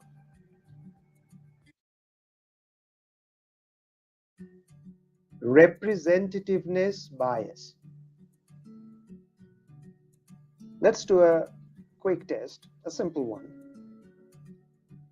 Linda is a 31-year-old, bright, outspoken philosophy graduate. As a student, she was deeply concerned with the issue of global warming and climate change. Now rank the following 4 scenarios in terms of their likelihood. Number 1, Linda is a school teacher. Number 2, Linda is a bank teller. Number 3, Linda is an insurance salesperson. Number 4, Linda is a bank teller involved in environmental activism. Out of these 4, which one do you think is more likely? Interestingly, more people think that Linda is a bank teller involved in environmental activism. And it's possible that you could be also thinking that way. And that thought process comes from the fact that she was deeply concerned with the issue of global warming and climate change as a student. But just think that number of bank tellers is always more than number of bank teller involved in environmental activism, because that's a subset of total number of bank teller. So the possibility of Linda being a bank teller is always more than Linda being a bank teller involved in environmental activism. But just the description of Linda in terms of her concern for global warming and climate change often lead us to think that number 4 is more likely, because Linda represents that description more squarely, and that's what representativeness bias is all about. Let's take a look at another example of representativeness bias. You saw a man reading newspaper in New York City subway. You see the photo to your right. Let's assume this is the man. He's wearing hat and glasses and a nice suit and tie. Now please rank the following 4 scenarios in terms of their likelihood. Number 1, the man is a Wall Street broker. Number 2, the man is an investment banker. Number 3, the man does not have a college degree. Number 4, the man has a PhD. More people will think the man is a Wall Street broker because he's wearing a nice suit, he's in New York City subway. More people will think he could be an investment banker, he looks like a banker type. He could be even having a PhD because he's an old guy wearing glasses, but he's more likely to be actually somebody without a college degree, because more people without college degrees travel in subway in New York, because that's the base rate based on historical statistics. So when we see somebody or something, we have a mental image that fits well with a certain profession or certain type, and as a result we get biased to think in a certain way, and we don't look at the historical statistics or more likelihoods, and we make wrong decision, and that's what is representative bias. Let's look at a few other examples. We see a guy with tattoos and we think he's unreliable because he has so many tattoos. We see a man dressed well, looking confident, and we feel he must be a good manager, so we hire him. We see somebody walking gracefully and speaking forcefully. We feel she must be a great leader. Representativeness again. We get so much bias by representativeness and stereotyping. These are more like stereotyping, that we neglect the base rate or sometimes even common sense to check for additional information before jumping into conclusion. That's what heuristic is all about. We do a shortcut and come to a quick conclusion rather than checking for more relevant information. Studies show the taller people get more promoted and better looking criminals get lighter sentences. Again, the guy looks so well, he couldn't be doing such a bad thing. So let's give him a lighter sentence. Here are a few things we should remember regarding representativeness bias. When you have to make decision where you could be influenced by representativeness bias, ask if you can find some historical probability that can help you make decision. That is called base rate. Remember that there is always more than what meets the eye. Also, stereotyping and representativeness bias go hand in hand, and they cloud our judgment. Somebody's skin color, ethnicity, background does not determine their ability to do a task or a job or anything else. So look for more information. Always look for more information that is more relevant before you can come to a conclusion. Don't jump to a conclusion. Base rate neglect or neglecting relevant information is due to our gut feel based thinking. We see a guy and we like or dislike him based on certain facial features, a bit clothes, sometimes even skin color or ethnicity. These are all fast thinking. Try to avoid it and do more deliberate and slow thinking. Studies have found that people are more likely, here's an interesting point, to make right decision when they frown, rather than displaying a neutral, normal expression. So when in doubt, frown. So when you were asked a question, let's say the task about looking at that New York City subway picture, if you frown, you could have a slightly more different perspective of that problem that's more objective. So when in doubt, frown. Halo effect. When a stock does well, we see perfect strategy, great culture, good customer service, exemplary leadership in that company. But if for some time the stock tanks, suddenly we see bad strategy, bad culture, poor customer focus, and shoddy leadership in the same company. When we like one quality of a person or an organization or anything, we tend to believe all other qualities of that person to be likable and vice versa. That is why good-looking people are often viewed as more intelligent and trustworthy. If someone is friendly to us, we will assume her to be a good person and vice versa. We form a good or bad halo or perception around a person, and all her quality needs to nicely fit within that halo. Halo effect, also called exaggerated emotional coherence, makes our knowledge of one quality of a person influence our judgment of all other qualities of her. So if we like a guy, we will think everything about him is likable. You met John and Joe at the same time, then over 4 months found out about 4 of their qualities in the order shown. In case of John, you first found out that he was intelligent and hardworking. Then you found out he was impulsive and stubborn. In case of Joe, you started on the wrong foot. You found out he was stubborn and impulsive first. Then you found out he was hardworking and intelligent. Now the question is, will you have the same impression of them after 4 months? The answer is an emphatic no. You like John better than Joe because his later bad qualities would be viewed less badly.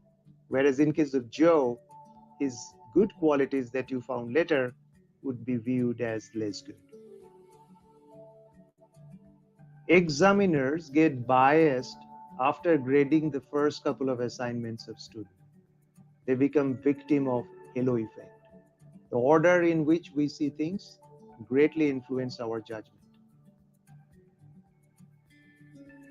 Baseball scouts who watch many games in minor league and other places to look for good players often pick players based on their physical features, unknowingly assuming if a player is more athletic and tough looking, he will throw or swing a ball better or play better. People who look like an ideal doctor, politician, lawyer, or consultant are often viewed as better doctor, policeman, lawyer, and consultant, even if they may not be the case. If you voted for a leader for some of her policies, does not mean you have to blindly agree with all of our policies, but that is what we do. To make a good judgment, we should derive information for each area of that judgment and judge them separately without trying to be emotionally coherent. I'll mention one thing here.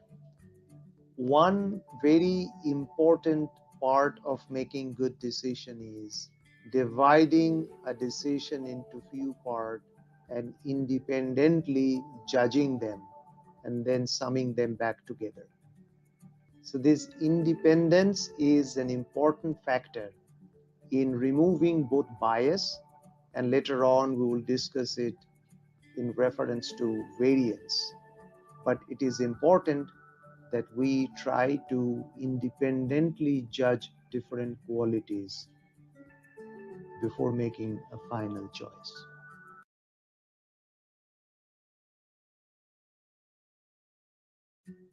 Status quo bias. It took Noah 20 years to build an ark, and people said he was being silly because the skies were beautiful. And of course, the whole time he looked stupid until it started raining. Warren Buffett, American investor. We like to keep things precisely the way they are and not change them.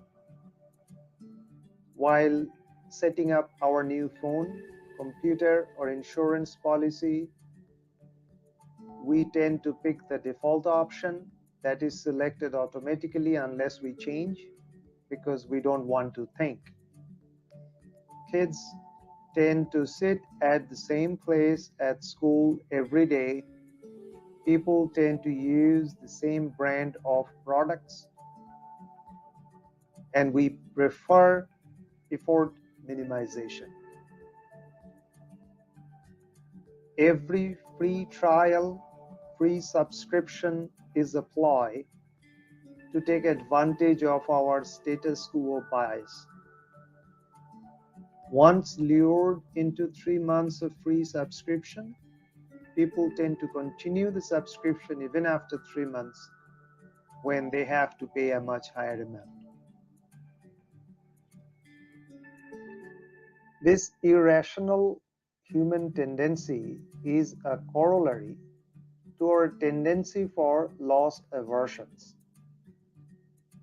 Humans are more worried about harm that comes from action compared to harm that comes from inaction. We feel much worse when we fail after taking an action compared to when we fail after doing nothing. That's our status quo bias. One should remember that the decision to do nothing is also a decision.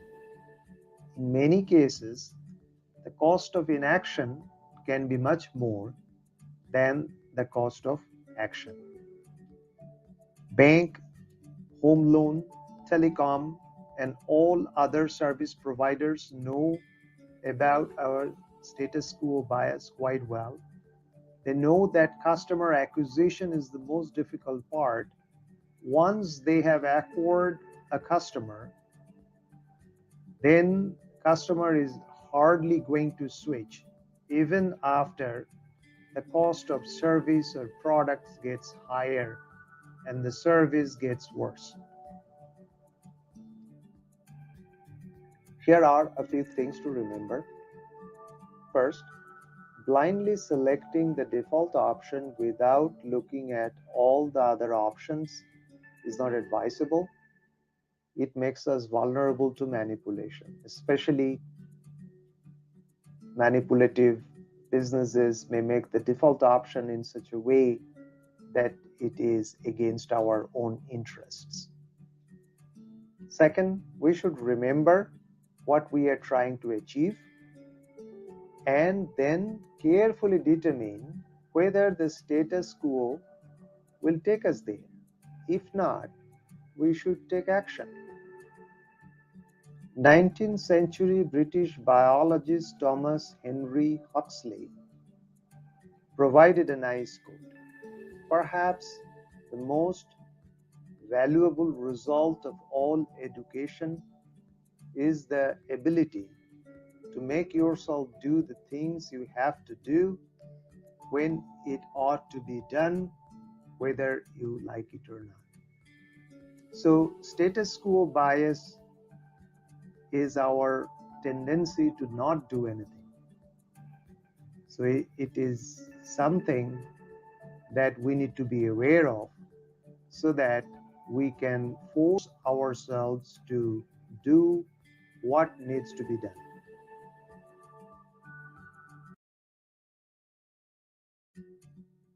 Fundamental attribution error and power of situations. You are the average of the 5 people you spend the most time with. Jim Rohn, American entrepreneur. Fundamental attribution error is a tendency to attribute other people's behavior to their dispositional factors like trait or nature, while attributing our own actions to situational factors like I acted impolitely because I was under a lot of stress that day. When people behave badly, we think they're bad people, but it could be due to situations. Maybe they got fired from a job or had a rough day, that's why he acted badly. We think people's behavior is due to that's how they are. But situations have a great say on how people behave. The same person behaves differently when he's in an economy class versus in a business class. Maybe he's more polite and nice in a business class of a plane. Like clothes, we change our behavior as we interact with different people. With our boss, we have one version of us. With our subordinates, we behave in a certain way. Family members, friends, we behave differently with all these different people because of situation differences. Attribution theory is a pillar of social psychology that investigates people's behavior under different contexts and situations.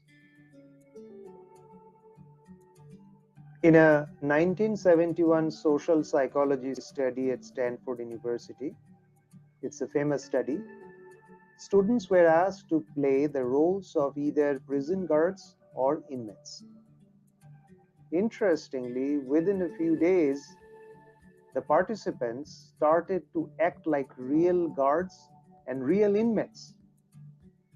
So much so that guards started to be violent to the inmates, and inmates became also violent as if they were actual inmates, and the prison riot broke out.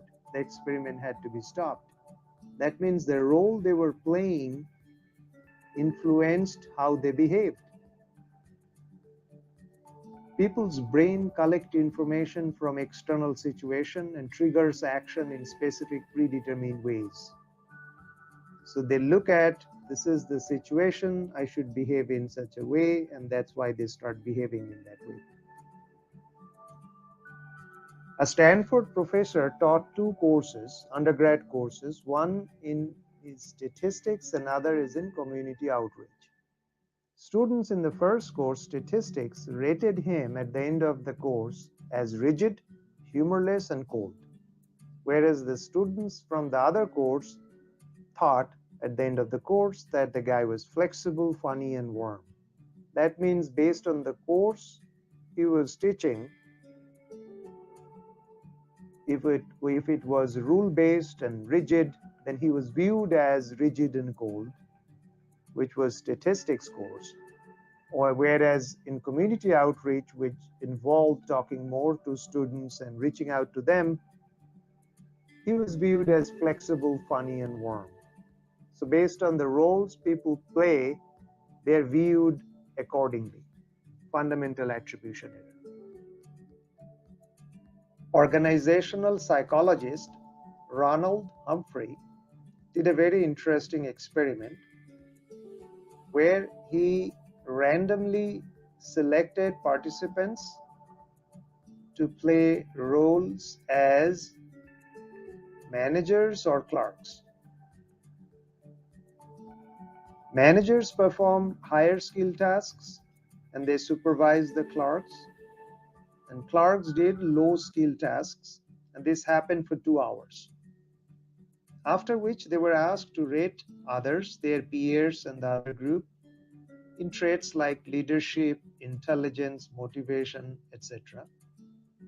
Managers rated fellow managers more highly. Even the clerks rated managers higher than how they rated their fellow clerks, meaning their judgment of other people's traits were highly influenced by whether they were manager or clerk, more than the actual objective evaluation of their abilities. So what role we play determines how we are perceived by others. Here is an experiment to understand how powerful the situations can be. Look at the two photos and rate the expressions of the central figures in both photos in a scale of 0 to 4 for anger, sadness, and happiness.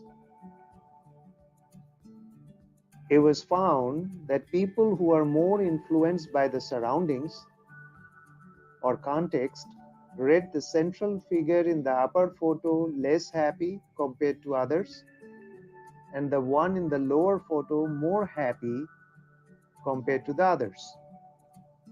As you can see, 4 people around the central figure in the upper photo are sad. So if you are influenced by their sadness, you will think the one in the center is less happy, whereas in the lower photo, the 4 people around the central figure are happy.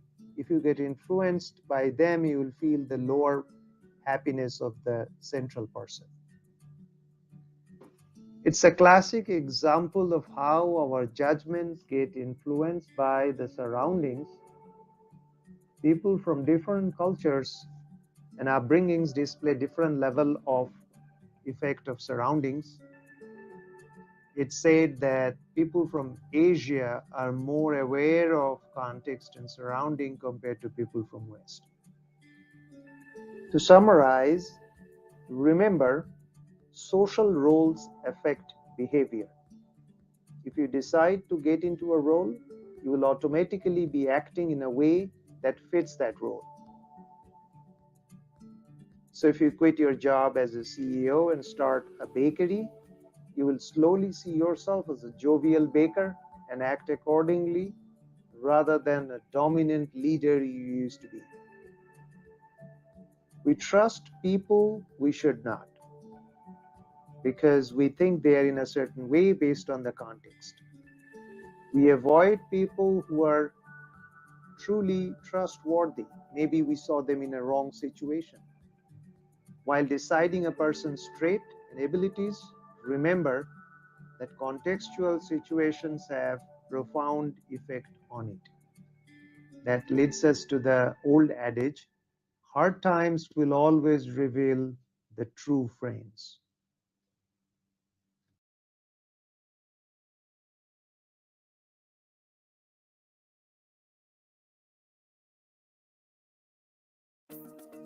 Consistency, confirmation bias, cognitive dissonance. It's easier to resist at the beginning than at the end. Leonardo da Vinci. Consistency is a commonly used social influencing technique, but it has implications even much more beyond that. Once we have made a choice, taken a stand, invested resources in something, made a commitment, we want to remain consistent to that despite new contradicting evidence. We hang on to bad ideas, wrong investments, wrong policies, failing strategies, long after they are proven wrong. The more time, money, and effort is invested, the more difficult it becomes to let it go. Once a lot of resources is invested in a project, it's difficult to quit. One of the case in point was Vietnam War for the Americans. It kept on going even after Americans realized that it was a wrong decision. Study showed after placing a bet on a horse in a racetrack, people are more confident of its chance of winning. Similarly, after you invest in a stock, you are more confident that it will give you higher return. Anything you do will influence how you think about it later on. That brings us to confirmation bias. It's a very, very important bias. We agree with all new information that is compatible with our old view and disregard the rest. We actually look for evidence that confirms our pre-existing beliefs, ideas, and action.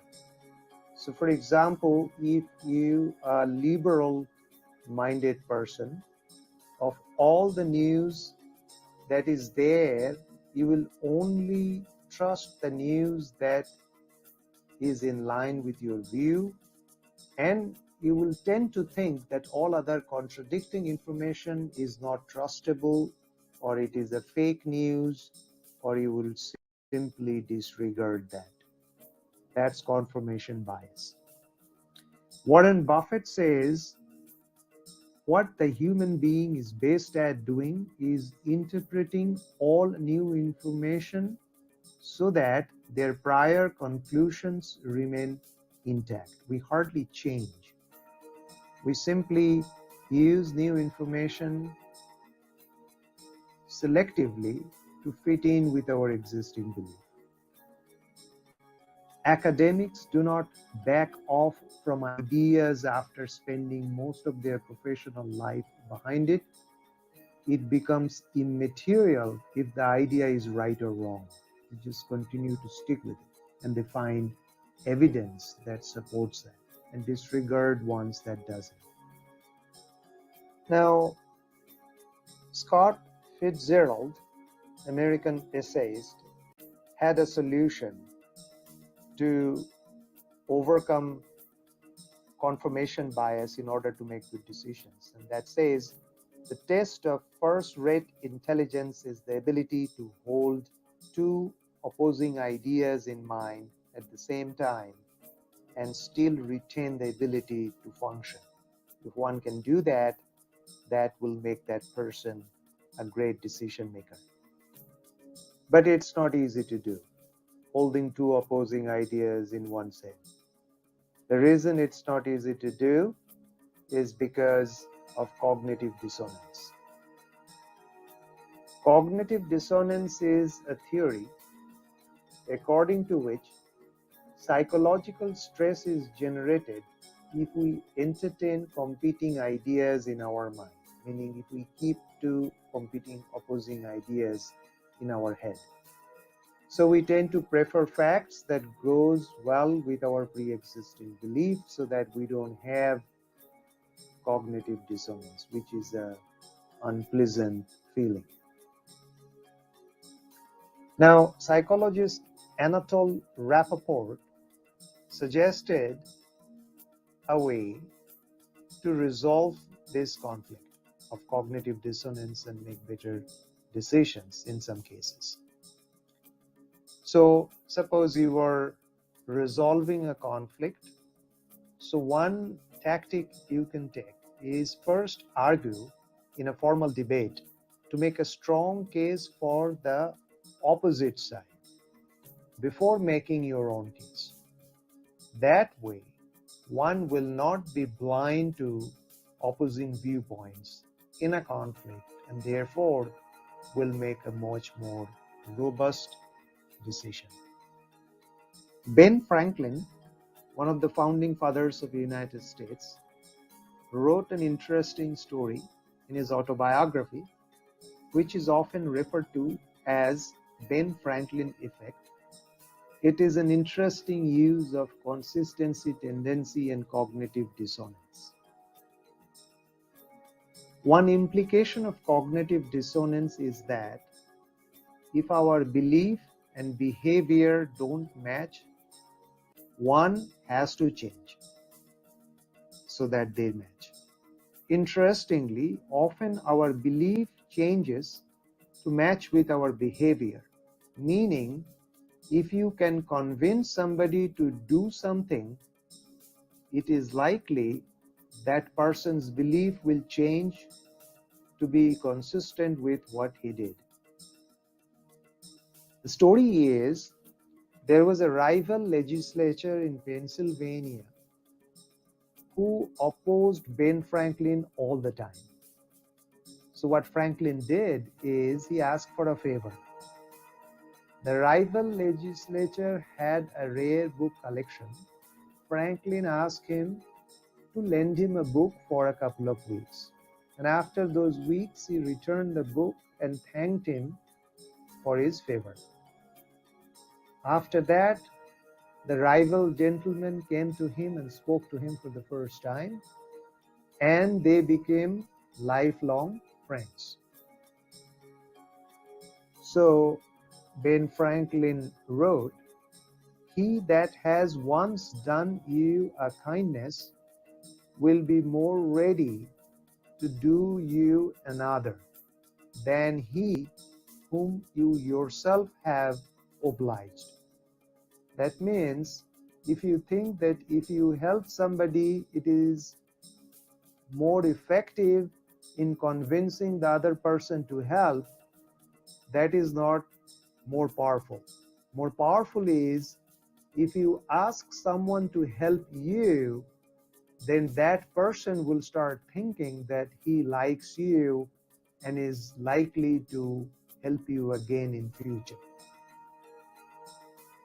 Now, let's take a look at a few sales techniques based on consistency. Most commonly used is lowball technique. First, the guy tells you it's only $200. He said, wow. After a while, it says, oh, there are taxes and others, so it is now $300. And you still accept it because you already went there. Another example, common example of lowball technique is a car company advertise a low price.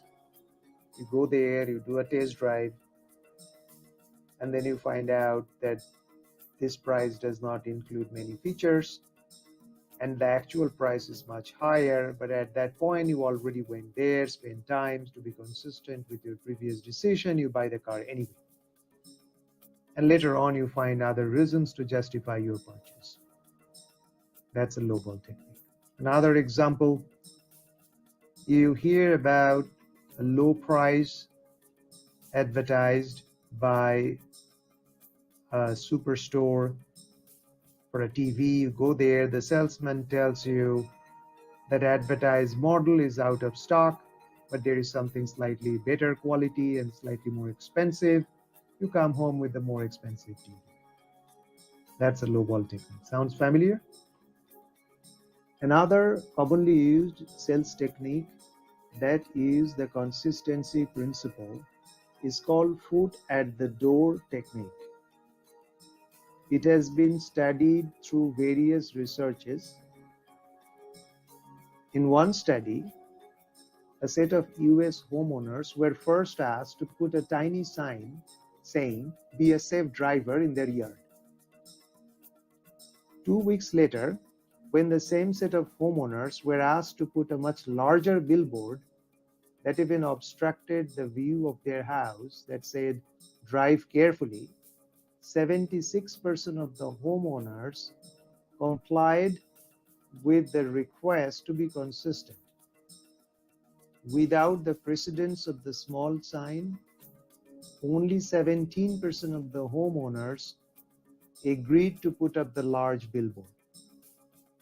That means once you can convince people to do something small, you're likely to be able to convince them to do something large. So that's the foot at the door strategy. It involves convincing client to buy something small first, after which they become loyal customers to be consistent with their previous decision.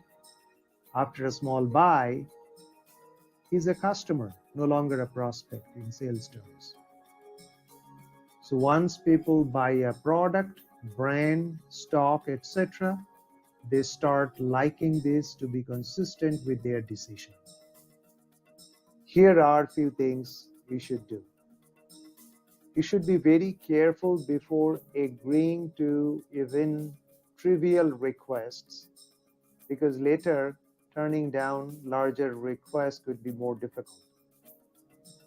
Psychologists have shown that our belief actually comes from our deeds, not the opposite, just like the Ben Franklin effect. If we do or made to do something, we will believe that to be true. If people make a commitment in writing or in public, they're more likely to conform to it. To put confirmation tendency in positive use, get people to commit to something well in advance. They're likely to stick to their commitment in order to be consistent. Here are a few other things you can do. You should actively try to be uninfluenced by previous decisions and deeds.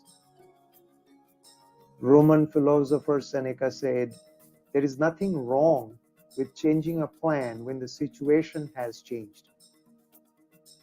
Famous hedge fund manager George Soros is known to change his investment thesis all the time, and he's very successful at that. If one finds himself in a hole, the best thing to do is to stop digging. Famous British economist John Maynard Keynes said, "When somebody persuades me that I'm wrong, I change my mind. What do you do?" One should learn to unlearn one's best loved ideas. Not easy, but one should try to learn it. A diverse team with people with different ideas and background often makes the best decision. They can help one another deal with their personal confirmation biases. You can use consistency techniques mildly to influence your customers, hopefully with the right intentions of selling them good products. If you can have your potential customers to just fill out a survey for the type of products you sell or anything related like future of industry, trends, etc., they are more likely to buy from you, to be consistent with their previous decisions of filling something out for you.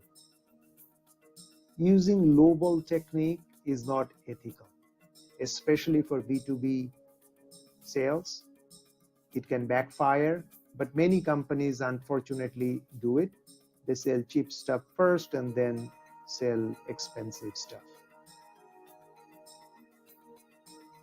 You can influence your employees by using consistency techniques. If your employees commit to anything in writing, they are more likely to stick to their commitment. That is why if you are a sales manager and you have a number of salespeople under you, ask them to send an email with their sales target. As they have written it down, they're more likely to conform to it.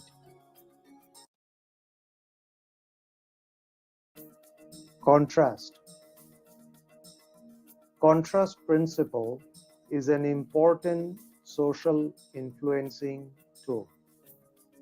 Let's say you have gone to a car showroom to buy a car. A good salesman first shows you the most expensive car in the showroom.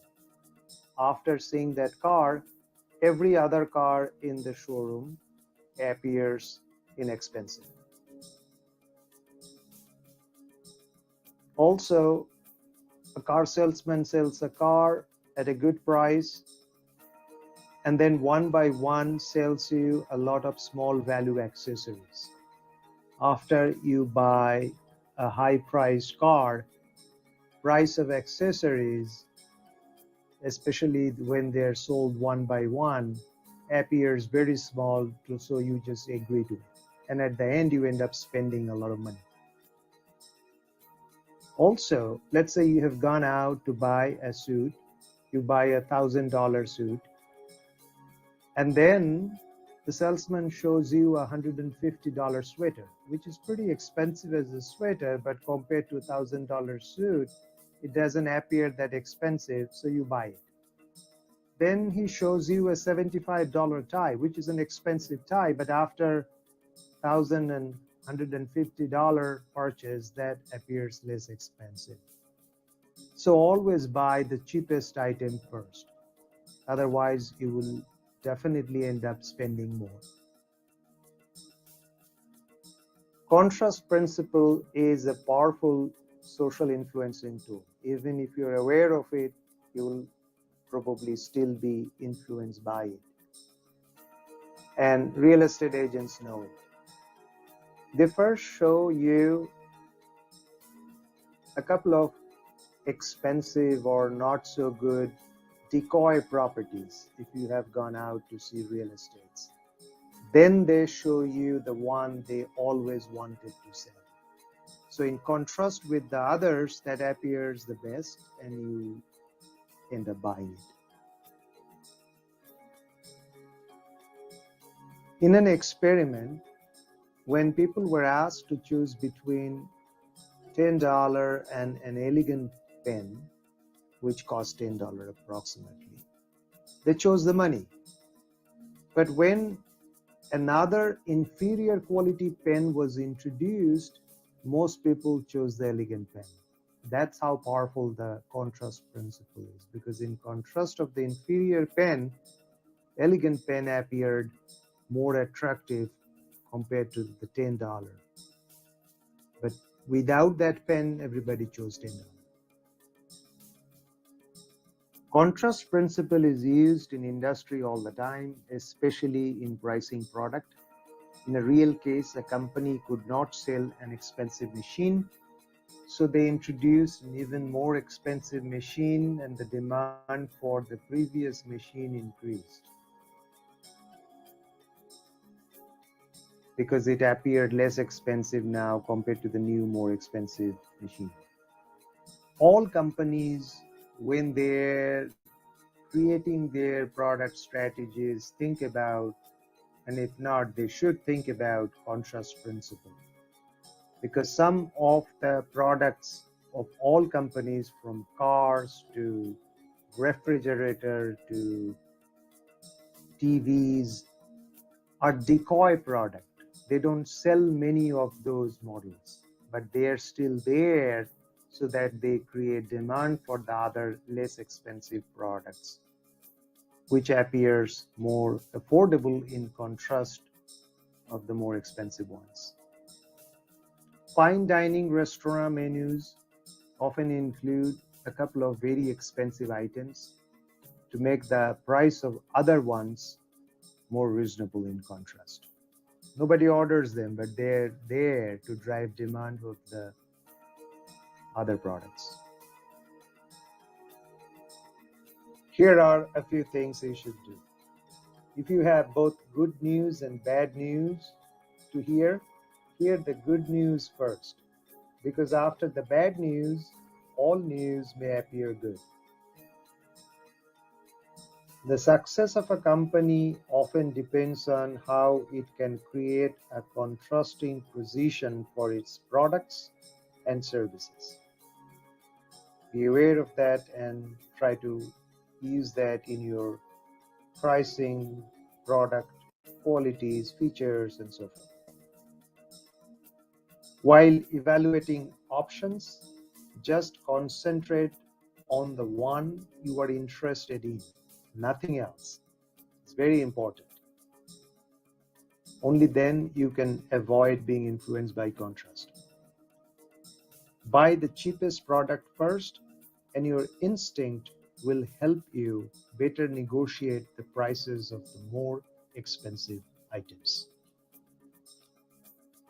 Here are some more tools. In a trade show, never select a booth position next to a very large company or a very expensively decorated booth. Check your booth number and make sure you are not next to a very big company. It will make your company look bad. If you have to present in a conference, try to avoid presenting just after a very good presenter, because in contrast to that other presenter, your presentation may not appear as interesting as it should be. Companies often clean their balance sheet and show losses in a bad year so that next year's number looks spectacular. Because there are two factors. First, in contrast to a bad year, good year looks even better. And second, growth is calculated from the base of the previous year. So if you can show a very bad year, that will help your next year look even better. This type of manipulations are used all the time. I'm not saying you should be using this manipulation, but at least you should be aware of it. Evaluate people and objects by themselves and not by how they look in contrast of others. Here are a few additional recommendations. Take help of contrast principle while pricing your product and services. So if you want to sell something, try to get something more expensive and try to place them together or market them together. While buying, always objectively check the price versus value. Maybe create a chart or a matrix to make a comparison of price and value so that you are not influenced by something spurious like contrast principle. Be aware that contrast principle play a role in how companies manage their income statement and balance sheet. They take a large hit in balance sheet so that the next year looks good. They take a loss so the next year looks good in terms of profit. Be aware of it on quarter by quarter basis. Now, if you're doing a due diligence of a company, scrutinize for contrast in their income statements and other financial statements.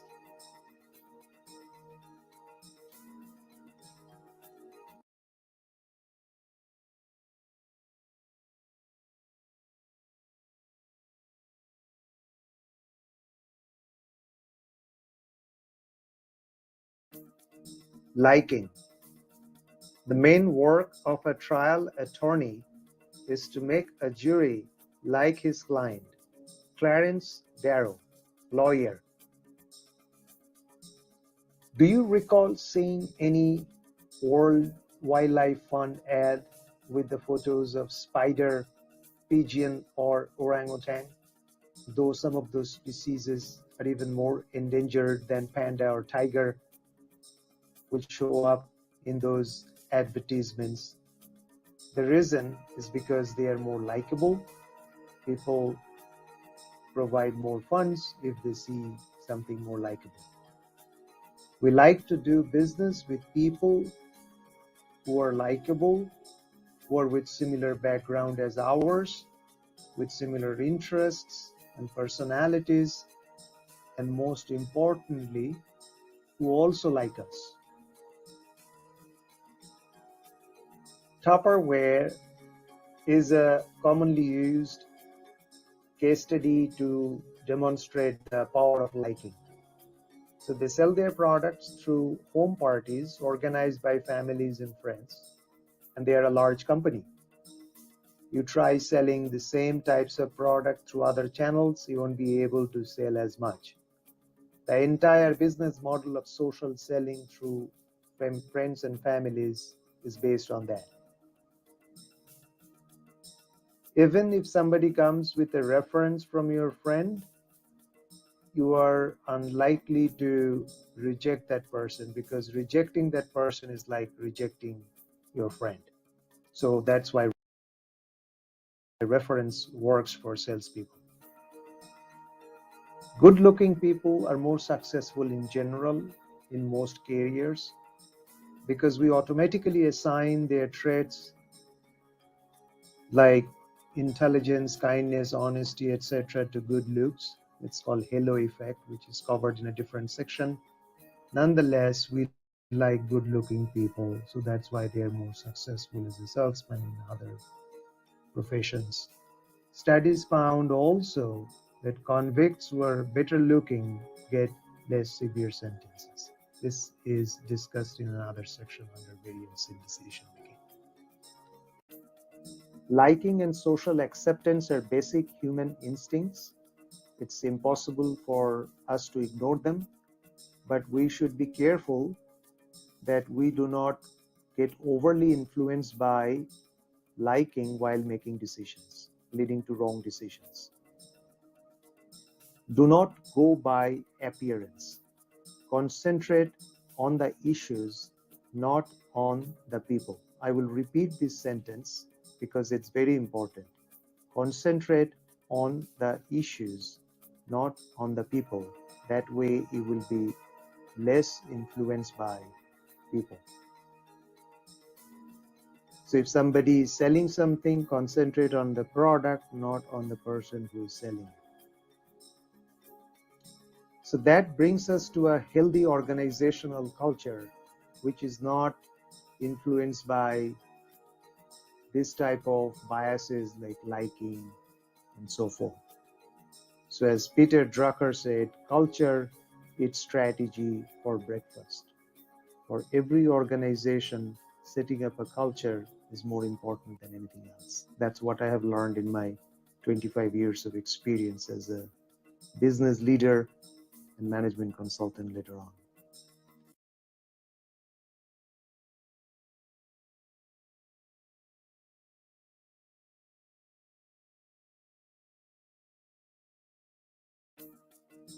Reciprocity. There is no duty more indispensable than that of returning a kindness. Marcus Cicero, Roman statesman. Someone in a public place offers you a flower, you take it, then his friend asks for a donation. It's difficult to ignore that after you take the flower. Free samples, free food testing, etc. are various versions of the same trick. Companies that praises employees for a good job get motivated employees in return, the same principle of reciprocity.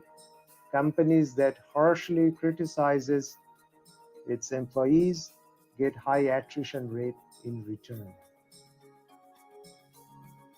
One professor, just to test, sent Christmas cards to unknown people. Interestingly, he received cards back from them because he had a return address given. That's the rule. It says we should try to repay in kind what another person has provided us. It's a social norm.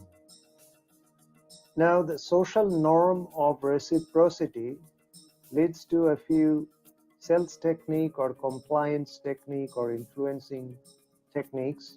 One is called "that's not all" technique.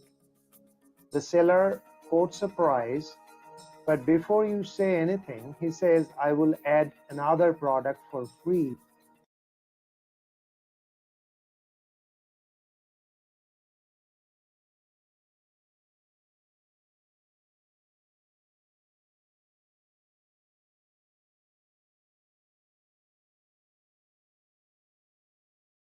Viewed as a gift. Reciprocal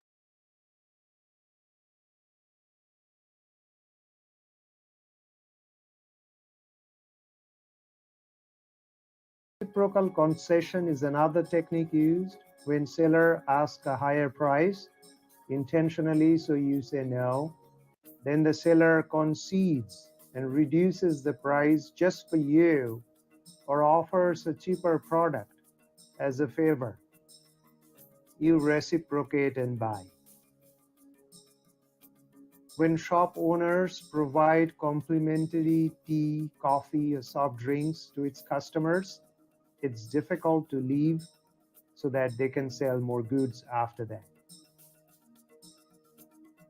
Some people take advantage of reciprocity when they intentionally do a small favor and ask for a larger favor in future. We have to be aware of that. A rejection then retreat is a technique that is related to reciprocity. You first make a larger request that I reject, then you make a small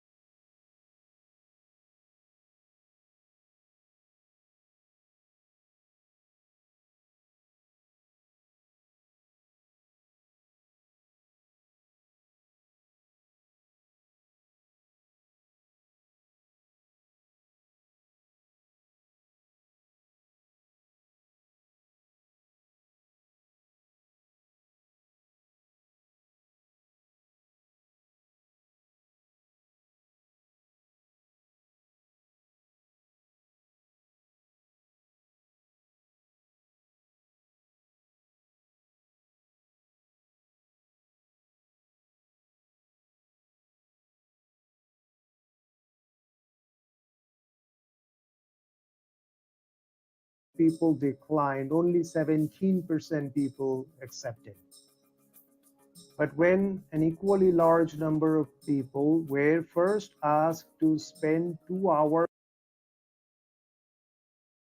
everybody rejected. Advantage of reciprocity when they intentionally do a small favor and ask for a larger favor in future. We have to be aware of that. A rejection then retreat is a technique that is related to reciprocity. You first make a larger request that I reject, then you make a smaller request that was all along your original intention, that you were really interested in, and that time I comply. In a cute example, a Girl Scout comes to your house, brings the belly open, and she asks for a large donation. You say no. After rejection, she asks, would you buy a few cookies, and you accept. That's a rejection then retreat technique. In a study, when first asked to spend a day doing charity work, 83% people declined, only 17% people accepted. But when an equally large number of people were first asked to spend 2 hours per week for 2 years doing charity work, obviously everybody rejected. And after that rejection, they were asked to spend a day's work doing charity. 50%, that is almost 3 times of 17%, that was the acceptance rate last time. 50% people complied with the day's work. So rejection and retreat technique increased compliance by 3 times. A truly gifted negotiator camouflages his first exaggerated request as a genuine demand, but he knows all along that will be rejected. So when that is rejected, he can retreat from that demand later to ask for a smaller demand that he really wanted. And that time, that demand gets accepted. Here's a Kelvin and Hobbes comic on that topic. Kelvin asks, "Mom, can I set fire to my bed mattress?" Mom says, "No, Kelvin." Then he asks, "Can I ride my tricycle on roof?" Mom says, "No." Then he asks, "Then can I have a cookie?" That was his intention all along. But Mom says, "No, Kelvin." She knew better. Kelvin says, "She's onto me." So in this case, Kelvin's rejection and retreat technique didn't work. Here are a few things we should be aware of. First of all, rejecting a person's initial favor or gift is an option, but not always easy to follow. Also, it could be a genuine favor and not a compliance tactics to influence our decision later on. So if somebody comes to us with a small gift, it's very difficult to decide and reject at that point. But if the initial favor turns out to be a trick, then we need to identify them as such and treat it accordingly. The moment we properly identify a favor as a compliance tactics, it's no longer difficult to ignore it, any follow-up requests. If a fire protection company offers free assessment of your facility to sell its high-priced services, take the assessment, not the services. Treat it the way it should be treated. Look any offer from the point of view of the person offering it. Ask yourself, what could be the motive for that person to offer it before accepting an offer?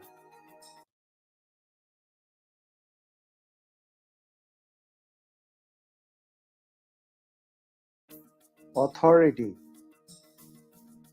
Authority is a much used and abused social influencing tool that is routinely used to influence our decisions and sell products. One thing about questioning authority is you are always sure of getting an answer. People tend to obey authority, especially when they are uncertain, under supervision, or others are also doing it. Authorities use degrees, experience, held positions of importance, social status, affiliation with known organizations to exert their influence. Harvard economist said that will carry more weight than just an economist said that. I was following the order syndrome is related to following authority. In a famous experiment, 22 hospital nurses received a phone call from an unknown person who claimed to be a doctor and asked those nurses to give an obvious overdose of unauthorized medicine, which 21 out of 22 nurses did. Just the word that I'm a doctor convinced those nurses to do something illegal. Many industries sell products by showing an authority figure. Yale professor Stanley Milgram did a very famous experiment where the participants were asked to give fake electric shocks to a number of people, and they went up to 400 volts of shocks. Thankfully, it was not a real electric shock, otherwise it could kill people. Only because some experts said them to do it. That's how powerful the authority figures are, as far as our cognitive tools are concerned, our tendency to follow them is concerned. Experts sound more convincing when we do not understand them. We get impressed by something that sounds clever and complicated. The more I didn't understand, the more I believed the expert. That's a tendency. That's a human tendency we have. There is a famous case where a hedge fund named Long-Term Capital Management, which was being managed by Nobel laureate economists, lost nearly $5 billion. People invested there only because they were very famous people, Nobel laureate economists. It ultimately needed a government bailout. Millions of trained economists in the world can't predict any major economic crisis, like 2008 financial crisis, 98 Russian bond, but we still really follow them only because they are seen as authority figures. There are few ways authority figures exert their influence. One is the title. A person with a title like doctor, professor, economist, etc. can pose to be an expert and easily influence our judgment and decision. Clothes. By wearing specific clothes, one can effortlessly influence us. Actors posing as police, doctors, scientists, etc. can sell more product. So for example, if you are buying a medicine, and if a person wearing plain clothes is asking you to buy it versus another actor, you know that he is an actor wearing a doctor's clothes telling you to buy, you're more likely to be influenced by the guy who is wearing doctor's clothes. Trappings. Just by wearing expensive clothes, watches, or using expensive cars or gadgets, one can influence our judgment. You will see in YouTube and in many places, just regular Joe will come by renting expensive clothes and cars and will try to give you advice, and you will tend to follow them only because they appear to be coming in expensive cars and wearing expensive stuff. It has a mental bearing. That's how these authority figures work. Here are some things we should do. Try to use underlying facts to evaluate, not what somebody says. If a statement is true or false, without paying attention to the pedigree of the person who is saying it. It's easier than you think it is. Try to distinguish between a good expert and a bad expert. It might need some work, but not every expert should be followed and should be listened to.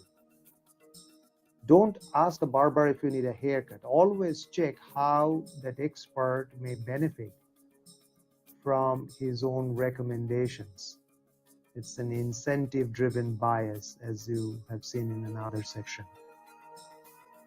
Different doctors, stockbrokers, consultants, economists give different recommendations, very different sometimes. So for important decision, triangulate, check with multiple people before making a decision. And it will come back again in the variance section of decision making. If you want to be a good decision maker, you have to maintain a high level of awareness against potential authority figures influencing your decision, so that you can remove any element of surprise. Remember that an authority symbol is easy to fake. Anybody can say they have a PhD. Anybody can say they're from so and so schools these days. Getting a degree online or in many ways from a famous school is very easy. And with those, there comes the authority to manipulate you to make a decision that may not be at your best interest. Be aware. Remember, sometimes authority figures first win your trust by doing something that is against their own interest.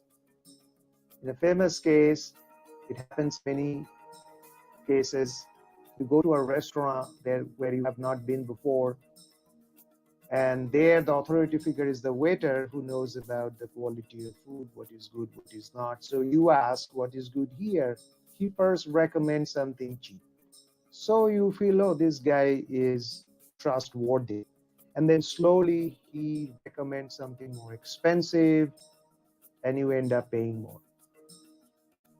Sometimes the used car salesman tells you that there is something available at a much lower price.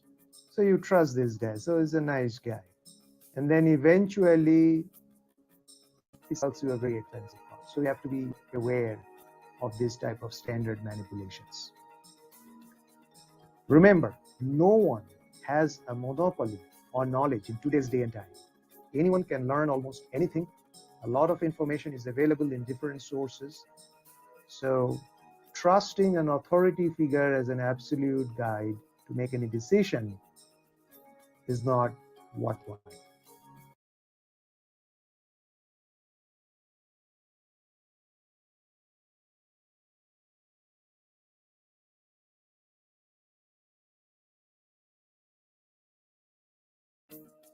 Social proof.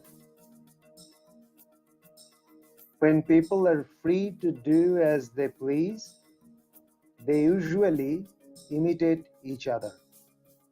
Erich Hoffer, philosopher. We want what others want. We avoid what others avoid. We imitate others when we are uncertain, when we see people like us doing it, or when we lack knowledge. Social proof is present everywhere. All news channels are showing more or less the same news. We read books that others read. We watch movies that others watch. We wear clothes that others do. We buy same stocks that others buy.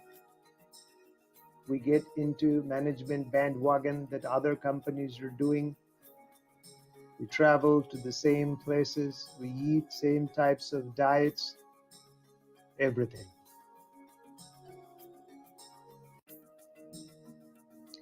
Here are a few serious implications of social proof.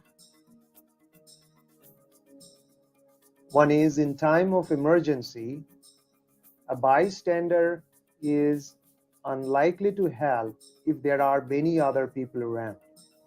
So if there is just one person around, he or she is more likely to help. But if there are many, everybody is likely to think somebody else will help and nobody helps.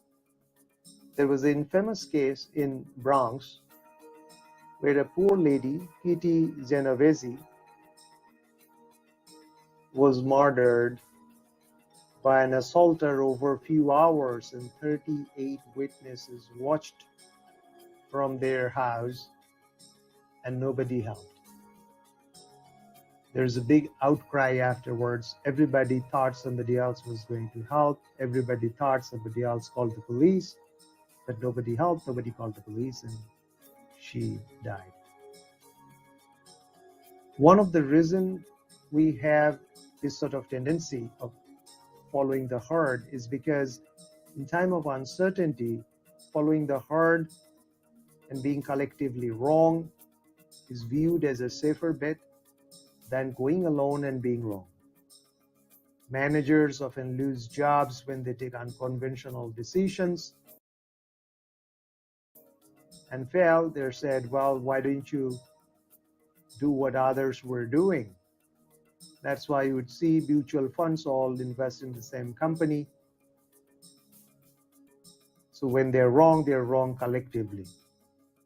So there's a famous quotation by British economist John Maynard Keynes, which is, worldly wisdom teaches that it's better for reputation to fail conventionally than to succeed unconventionally.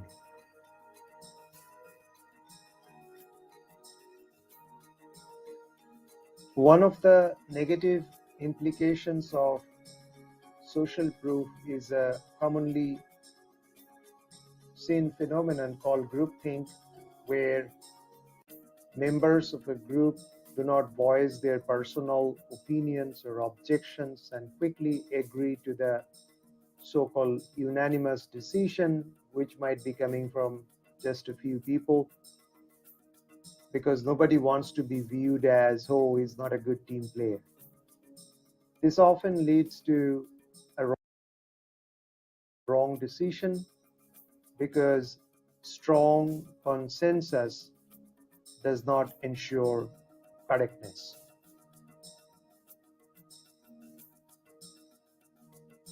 Former General Motors chairman Alfred Sloan famously said, "If we are all in agreement on this decision, then I propose that we postpone further discussion on this matter until our next meeting to give ourselves enough time to develop disagreements and perhaps gain some understanding of what this decision is all about."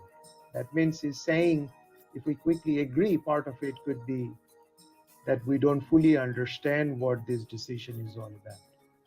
As a matter of fact,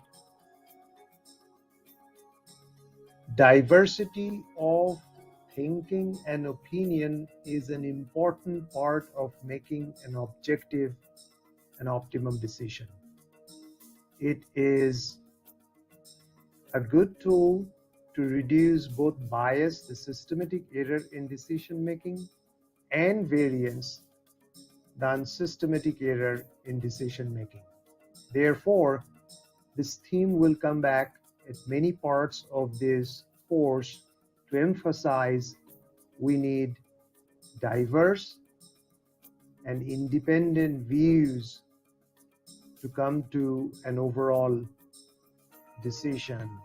At the end, we need to come to an overall decision, but in the beginning and middle, there should be debates, there should be diversity in opinion and thinking in order for us to make good decisions. The social proof is most influential or powerful in the time of uncertainty. When we are uncertain, we tend to follow what others are doing. And two, when people see other people similar to them doing it. So middle class people like other middle class people, engineers like other engineers, doctors like other doctors, and so forth. That's why you would see advertisement by FMCG and other companies showing an average man on the street using their product. But we have to be careful. These are not average men on the street using a detergent or a cell phone, because these are paid actors. Even if they are not actors, they are not showing everybody. They're just picking and choosing people who are using their product. So we shouldn't be fooled by that. But it's a good way to influence people, and also it's relevant. If you want to sell something to an engineer, show him other engineers' feedback rather than what a CEO or a manager might have said. Similarly, if you want your factory workers to follow a certain norm, the best option is to set an example of norm by the actions of other factory workers, not by, again, a manager or an HR person or somebody else. because if they see another worker following it, they would be more influenced to follow it.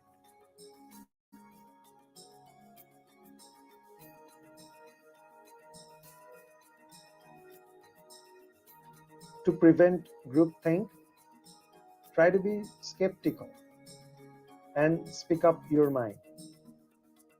If you are the leader, encourage debate in a group. Assign a person just to ask questions on all decisions. Give him the role of devil's advocate. Try to disregard what everyone else is saying or doing just because everyone else is saying and doing. We need to think for ourselves. We need to ask questions like, does it make sense? A lot of time it doesn't. What is popular is not always right.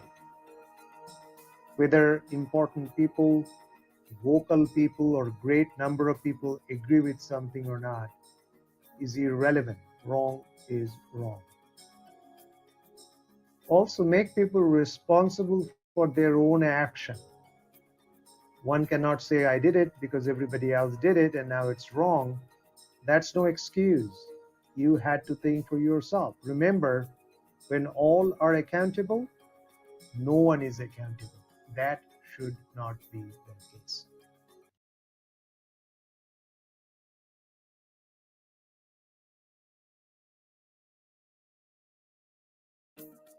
Anchoring. Anchoring is one of the commonly used social influencing tools. Let me ask you a question. Is the population of Malaysia more than 100 million? Think about it. Now answer this question. What is the population of Malaysia? Please write it down. Now, think about this question.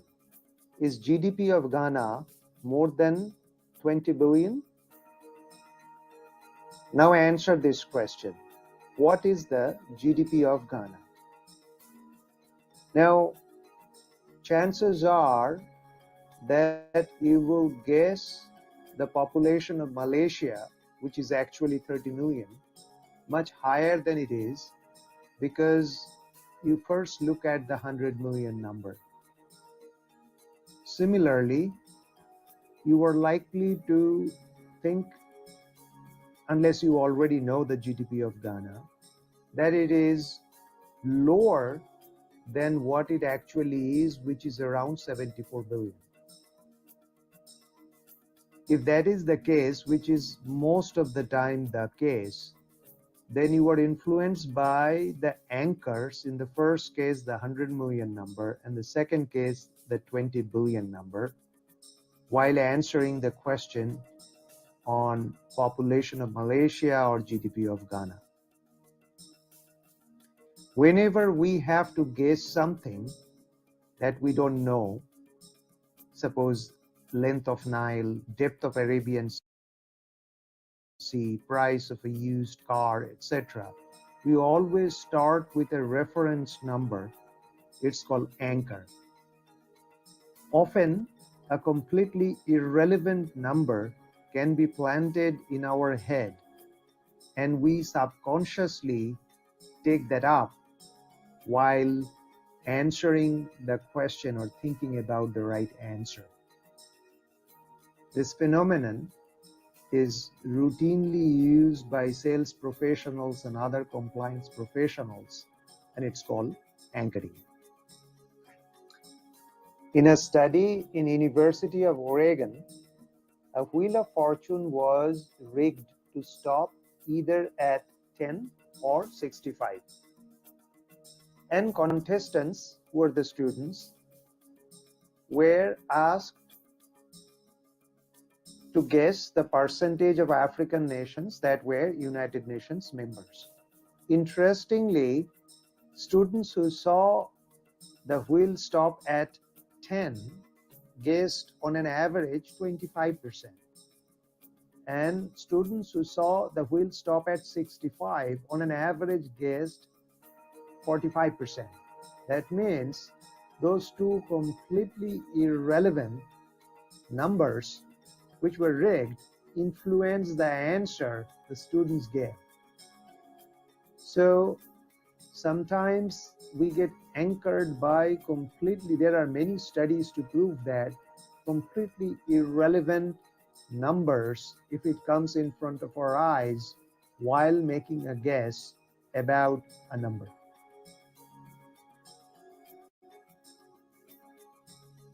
Lawyers induce judges with multi-million-dollar anchor first to win big damage settlements.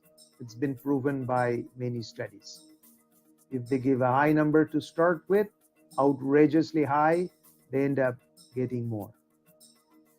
CEOs often anchor a number by saying to board members that it will cost $3 million and then reduce it by $1 million and then get away with it. Used car salesmen often anchor a potential buyer with a high price. We all know it. It's not just used car salesman, any type of salesman anchor with a high number, then slowly reduces it, and we feel that we have done a good deal. The way our cognitive machinery works is called anchoring and adjustment. In case of uncertainty, we start with an anchor and then adjust it in the direction we deem fit. Now, the bias comes from insufficient adjustment.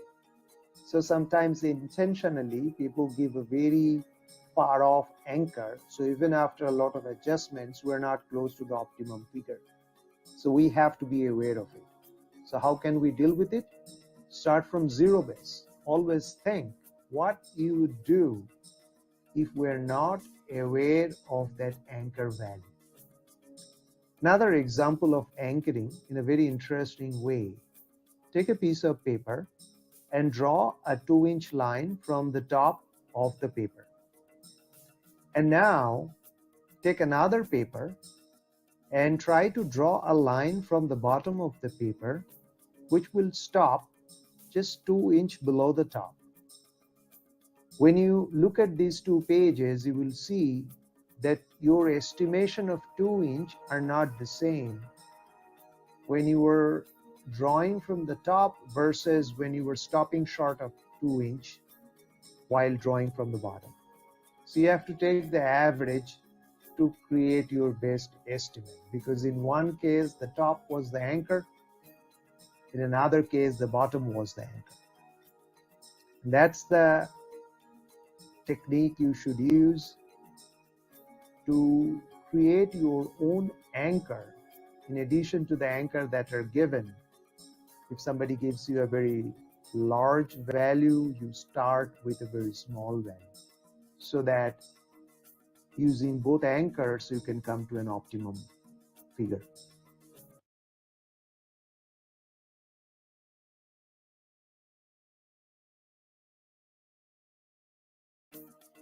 Scarcity and loss aversion. The way to love anything is to realize that it might be lost. G.K. Chesterton, writer. Loss aversion is a natural psychological tendency, and scarcity is a social influencing tool that is based on our tendency to reduce loss. That's why when you see an advertisement saying the offer ends on Sunday, time is running out, act now, better buy now, final week, and so forth, that means somebody is trying to use scarcity technique to sell something to us. When people are asked to gamble by tossing a coin where they win $10 if it is head and lose $10 when it is tail, most don't take the wager. Because on an average, losing something makes us twice as unhappy as gaining the same thing makes us happy. So we are loss averse. So For us to play the lottery, the win amount should be $20 and lose amount should be $10 on an average. Homeowners, here's an interesting statistics, buy insulation more readily if they are told how much money they would lose if they don't use insulation, rather than telling them how much money they would save by using the insulation. In an interesting experiment, 2 cookie jars, one with 10, another with 2 cookies, were given to a group of people, and they were asked to eat a cookie from each jar and rank them in terms of their quality, the cookie's quality, of course. The fewer cookies were ranked more desirable, and people were willing to pay more for them. That means if you take a cookie from a jar that has just 2 cookies, you would think that cookie tastes better, and you are willing to pay more. That's the instinct against scarcity. One of the value propositions offered by luxury goods industry is scarcity. There are only limited number of products available, so they can demand higher price for it. Just a few bags, just a few cars. If something is rare and scarce, it's deemed more valuable. Companies create demand by captions like offer ends on midnight, limited number of products are available, first come, first serve, etc., as we discussed earlier. Also, people hold on to the stocks that have lost money and willing to sell stocks that have gained because realizing loss is painful. This is also influenced by what is called mental accounting. We have a mental account of win and loss. It is tough to accept loss in our mental accounts. In an interesting tactics, you see about an advertised product and you go to a supermarket store and the salesman says, no, that product is not available.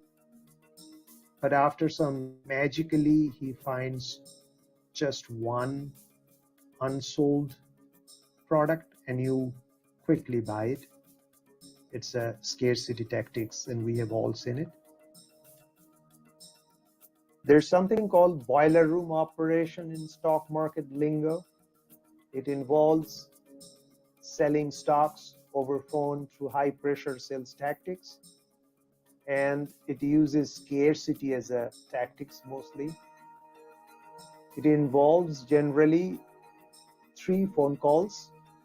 Call number 1, the salesman calls you, introduces himself, his company, with impressive name, address, followed by a mail with a company brochure. Then you get a second phone call when the salesman presents a great investment opportunity. But in the middle of the call, he learns from somebody else. He puts you on hold and then comes back and tells you that the opportunity is no longer available.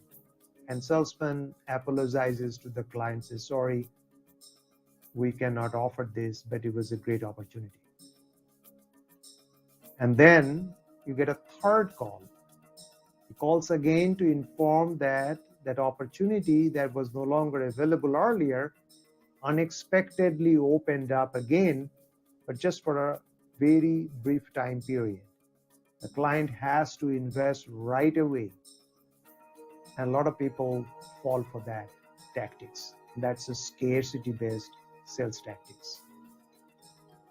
Now, let's take a look at an actual case study where a company was able to use genuine information on scarcity to create more demand for their product. A food importer found some information on potential supply chain disruption, and based on that they created 3 different sales presentations for 3 different groups of their customers. To one group, they did their standard sales presentation. To the second group, they did the standard sales presentation plus they informed the customers about the potential supply chain disruption. And to a third group, in addition to their standard sales presentation and the information about potential supply chain disruption, they also informed them that this information is not publicly available. Only they, through some sources, got a hold of that information. So the third group learned that not only the product is scarce or going to be scarce, but the information is also scarce. Here is the result. The second group ordered twice as much as the first group, and the third group ordered 6 times as much as the first group. So when both the product was going to be scarce and the information of its disruption is also scarce, people ordered 6 times. So that much additional demand came from scarcity related reasons.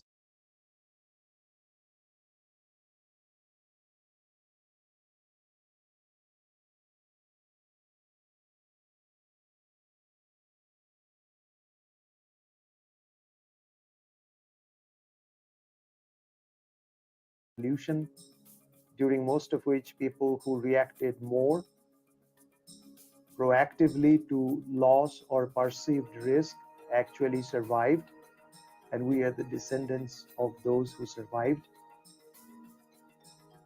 But there are few things we can do.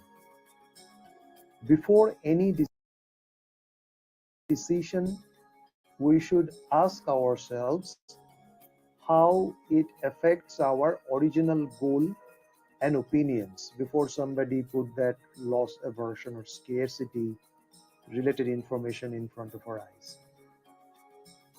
Step 1, if any internal instinct is tempting us to make a quick decision, use that as a signal that maybe the scarcity tactics is playing. No decision should be made under panic. That's one rule. And step 2 is, when under scarcity pressure, ask if we want something for its utility or for any other social, economic, or prestige related benefits. Meaning, if we don't buy it, would that make us worse off from utility perspective or our social status perspective? If just utility is involved, we should not crave it due to its scarcity. Let it go. But if the other factors are also important, then we can look at scarcity as possible reason for us to buy it. If media, consultants, marketers advise us to do something immediately or incur huge losses, we should objectively analyze the situation before making any decision. What do they mean by losses? How that is going to impact us for us to make that decision. Real estate agents show the same house to many people at the same time. It's called open house, to create some sort of scarcity pressure. So they do an open house where many people come in, there is free food, they look around a house, they could all be potential customers, so that create a perception of scarcity. There's just one house, so many potential buyers.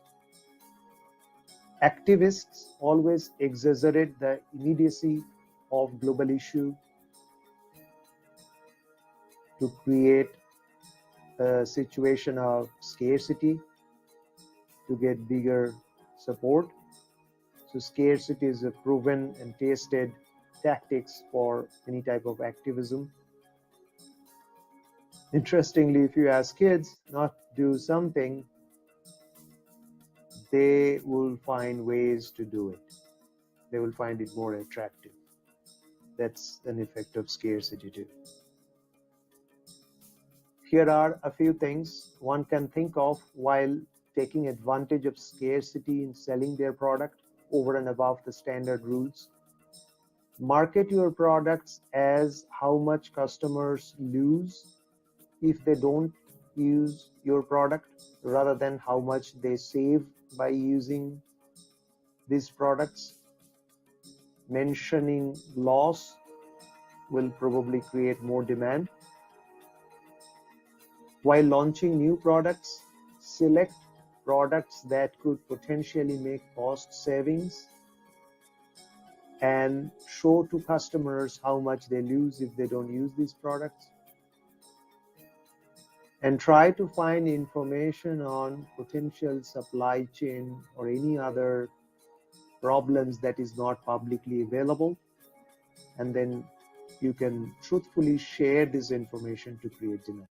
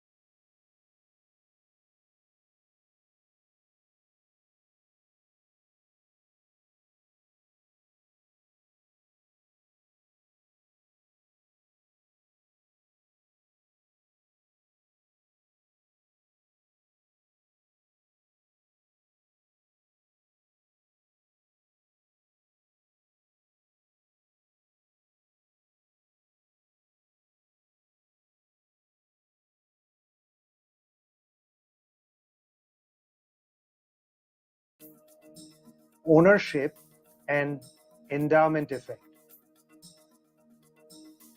We consider things we own to be more valuable than the exact same thing we don't own. An economics professor in 1975 would not sell a bottle of collector wine below $100. But when it comes to him buying a similar bottle, he wouldn't pay more than $35 to buy it. A study done during depressed real estate market found that the owners of houses demanded and eventually received higher price compared to the builders. This type of bias of owners of product is called endowment effect. Often, you don't even have to own it. Just the thought of ownership is enough to assign a higher value. During auction, initial bidders who had by now had a thought that they could own the stuff they are bidding for often end up paying a lot. Firms often end up paying a much higher price than fair market value during a long drawn M&A deal because they had a thought of ownership by that point. In another famous study, people who owned a certain coffee mug thought its value was more than $7. But when they didn't own it, their perception of its value was less than $3. It's another classic display of endowment effect. Remember, virtual ownership is an important aspect of selling. After a test drive, a customer is more likely to buy an expensive car because he or she now virtually owns that car. After enjoying a free subscription for a period, a customer is more likely to fully pay for the expensive membership because by that time, he has a virtual ownership of that specific membership. Ownership can be for an idea too. Once we support any political ideology or a sports team or an organization, it's difficult to part with that. Always remember, endowment effect makes us pay or demand more than the actual economic value of any product or service.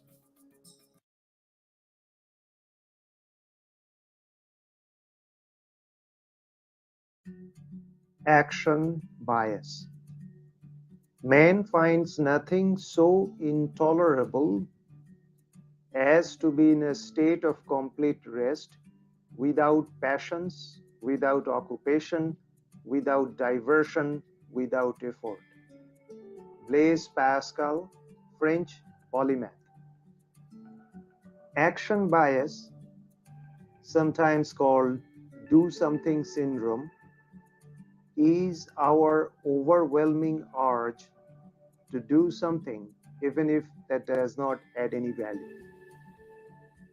During penalty shootout in football, equal proportions of goals are scored through left, right, and center, yet it is impossible for the goalkeeper to stand straight during the shootout. Humans, especially more active people, have an urge to do something big, even if that could be detrimental and based on historical base rate was found to be counterproductive in the past. It's almost unheard of for business leaders to stay put and do nothing. The more energetic a leader is, the more likely he is to be involved in some sort of intervention, activity, acquisition, merger, or any other action without often paying due attention to if that action will bring in any desirable and sustainable result. Some companies undergo constant reorganization, which often hurt more than it helps. But for managers, it is easier to explain action rather than inaction. If something bad happens, they can always say, oh, we tried this and that, it didn't work, rather than saying, no, we didn't do anything. That would be viewed as a bad manager or a bad leader. That's what the action bias is. Do something even if it doesn't help. The sad fact is that most major acquisitions display an egregious imbalance. They are a bonanza for the shareholders of the acquiree. They increase the income and status of the acquirer's management, and they are a honeypot for investment bankers and other professionals on both sides. But they don't help the company or the shareholder. It's a quote by Warren Buffett. To summarize the action bias, activity and results are not the same thing, but they are often viewed to be the same thing. Doing good job with an activity that is not needed in the first place does not add any value to an organization or individual. As Warren Buffett says, there is no use running if you're on the wrong road. It's important to ask the questions like, what is the objective of my action? What are we trying to accomplish?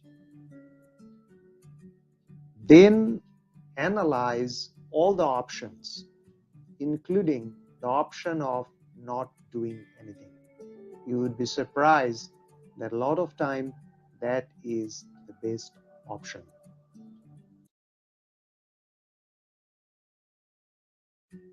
Reason respecting. For the cognitive machinery of our brain, some reason is better than no reason. It's frustrating to be kept in the dark because our brain works in a causal way. Something has to cause something else in order for that to happen. You got furious when you learned your flight was delayed, only to come down when they announced the reason for the delay. Maybe the previous flight came in late. You got annoyed with the traffic jam till you saw the roadwork signboard, and that placated you. Our need for sense-making makes us vulnerable sometimes to nonsense. When the stock market moves up or down purely due to randomness, the media commentators keep inventing and providing reasons. We would be frustrated if they say, oh, it's the natural movement of the stock market. That's why it's going up and down. Famous lines from Alice in Wonderland. Please, would you tell me why your cat grins like that? Said Alice. It's a Cheshire cat, said the Duchess. And that's why. In an interesting experiment, a female social psychologist first tried to break a long line in front of a copying machine, and people in the line stopped her from breaking it. Next time, she came back with a reason. She said, "Excuse me, I have 5 pages. May I use the Xerox machine because I have to make some copies?" Surprisingly, nearly everyone this time allowed her to break the line with such a flimsy reason. Of course, everybody in the line was there because they had to make copies, so there was no special reason. Reason respecting tendency can be used for positive purpose. A company can expect better performance from its people if it tells them why they should be doing something rather than just telling them to do something.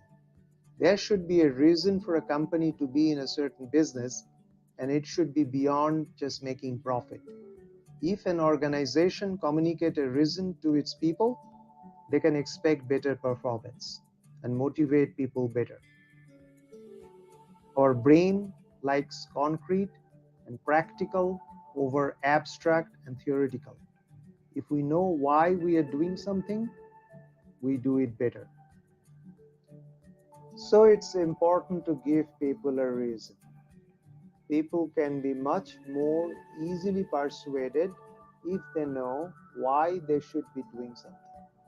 The more valid the reason is, the better motivation and performance you can expect. For example, if we want people to recycle, we should give them detailed and fact-based reason for its importance. People will readily comply. But giving reason does not work always and does not work with all people all the time. Some people and some issues are more influenced by emotion rather than reason, so it may not work. As Jonathan Swift, the Irish writer, once said, "You cannot reason a person out of a position he did not reason himself into in the first place."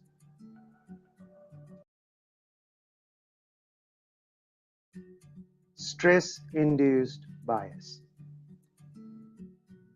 Stress-induced bias means you tend to make wrong decisions when you are under stress. Stress comes from many sources: too much information, too many choices, too much unpredictability, physical stresses, sleep deprivation, crisis, catastrophe, fear, social isolation, etc., etc. Too many choices, from number of toothpastes to number of city hotels to number of stocks in the stock market, we have too many options to select from. It's stressful if we try to consider all options before making the final selection.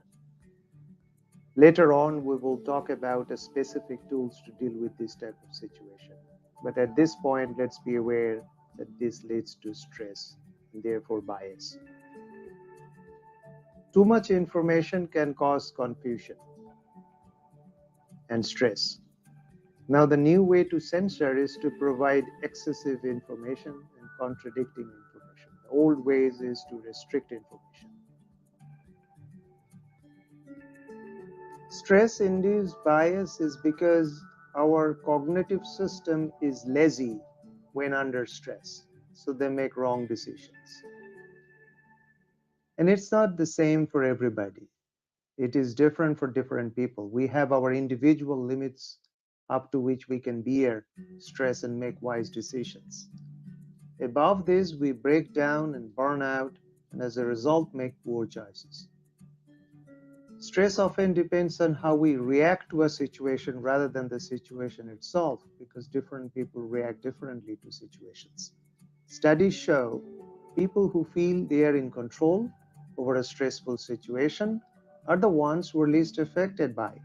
So it can be a mental hack, creating an illusion of control, and you can handle more stress. Workaholics are less stressed because they love work. They dream about work. A few final thoughts on stress-induced bias. Decision fatigue is an important thing to understand. Decision making is a stressful and exhausting activity. Experiments show people have less willpower after making important decisions. So they're likely to do stuff they wouldn't do otherwise after an important decision. Also, to decide better, decide less at a time, take a break, maybe a relaxing walk in between, that helps. Hunger leads to bad decision. This information will come back a few times because it's an important finding. Court judges make more informed and balanced decisions right after a meal, let's say breakfast or a lunch, compared to before meal. And the difference is pretty high. So when you are hungry, you tend to make a bad decision. Willpower to do mental analysis falls to zero when blood sugar level is low. It's very scientific because brain consumes a lot of sugar. Don't make any important decision when you are tired or hungry because you may regret later. During sales or corporate presentations, make sure that the key decision makers are not tired or hungry, they are well rested. Also, the room should be properly climate controlled and there should not be any external noise or disturbances or any sources of stress. Then you can expect a robust, good decision from those in your presentation.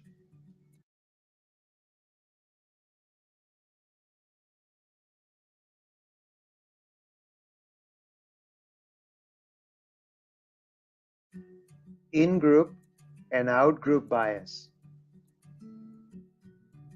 During thousands of years of human evolution, only way to survive was to be part of a group. Therefore, we easily identify ourselves as parts of various groups.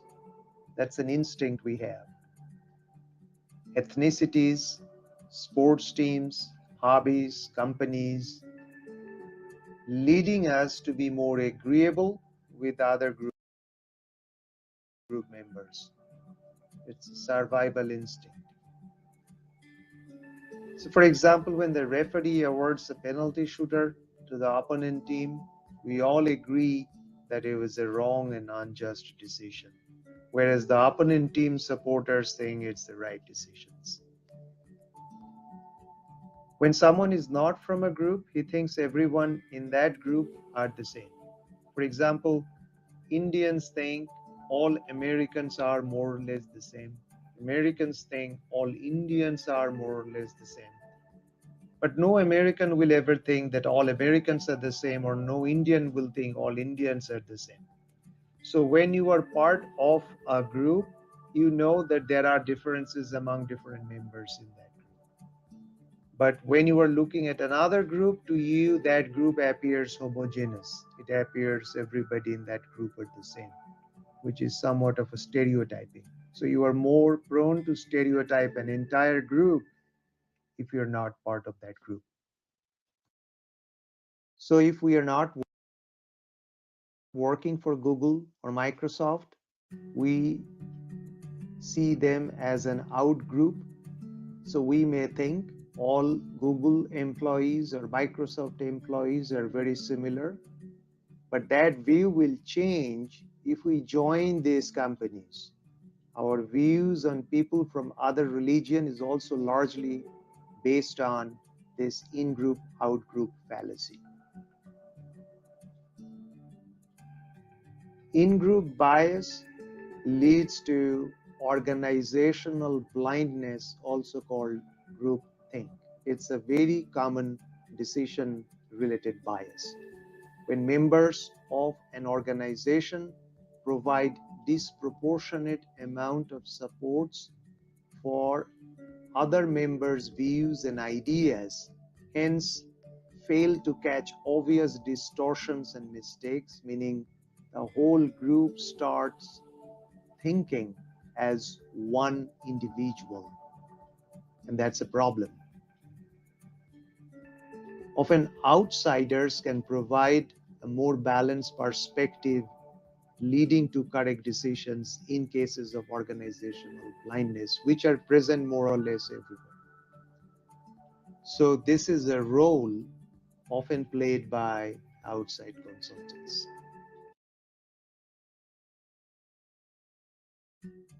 Incentive-induced bias. Do not train boys to learning by force and harshness, but lead them by what amuses them, so that they may better discover the bent of their minds. Plato, Greek philosopher. Do not ask a barber if you need a haircut. In some US university campuses, when students were rewarded for killing rats, they started breeding them. In China, when village people were rewarded to find pieces of dinosaur bones, they started breaking a large bone into pieces so that they could earn more money. Behaviors are influenced by underlying incentives. Lawyers propose longer litigation. Bankers issue risky loans because their incentive depends on number of loans they issue. Doctors recommend expensive procedures, that way they earn more money.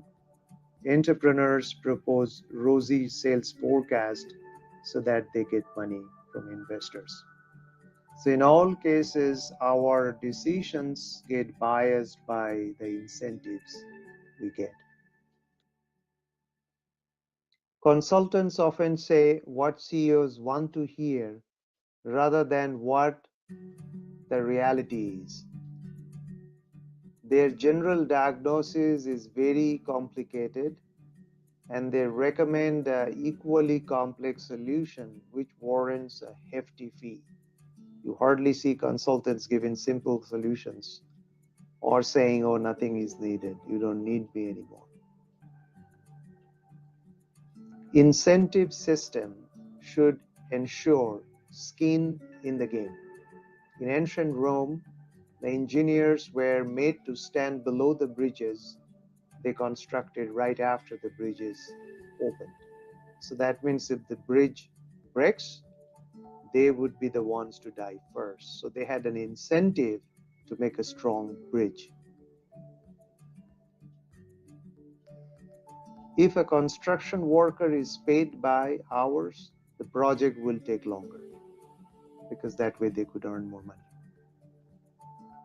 If sensationalizing mundane events helps TV ratings, the news will be exaggerated, maybe with red color.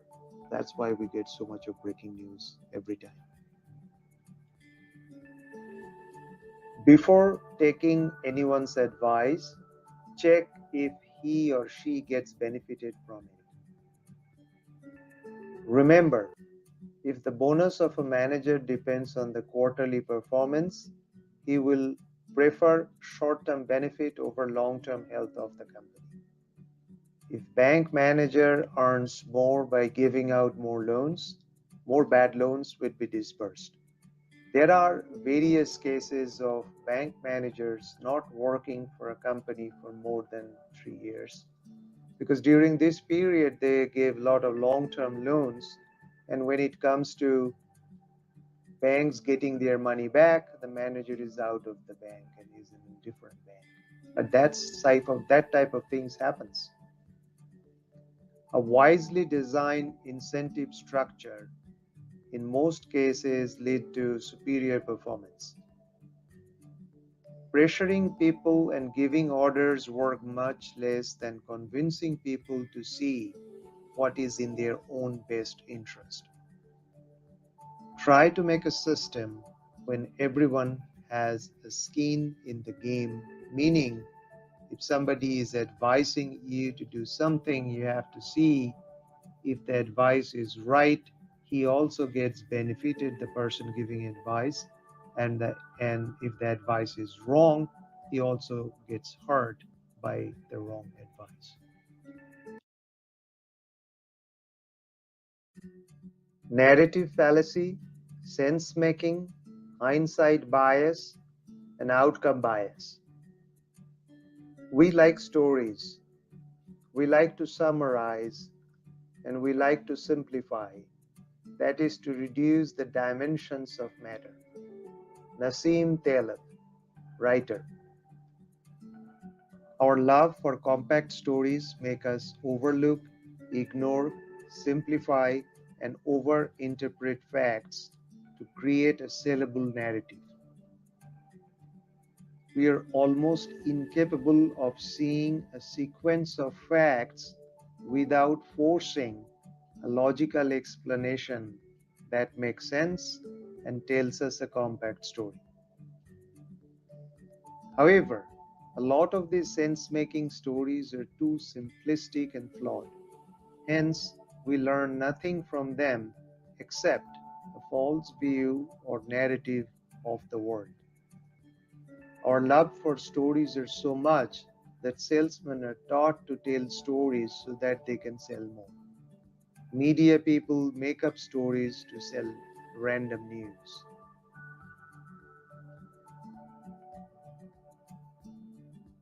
Everything seems stupid when it fails. Fyodor Dostoevsky, Russian writer.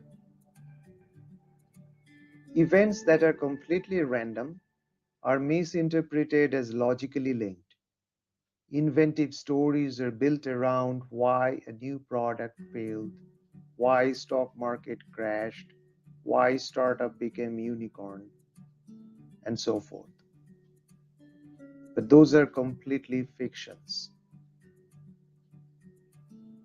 Business case studies provide a delusional sense of clarity and a causal relationship between the actions and outcomes, providing a false sense of understanding to the readers.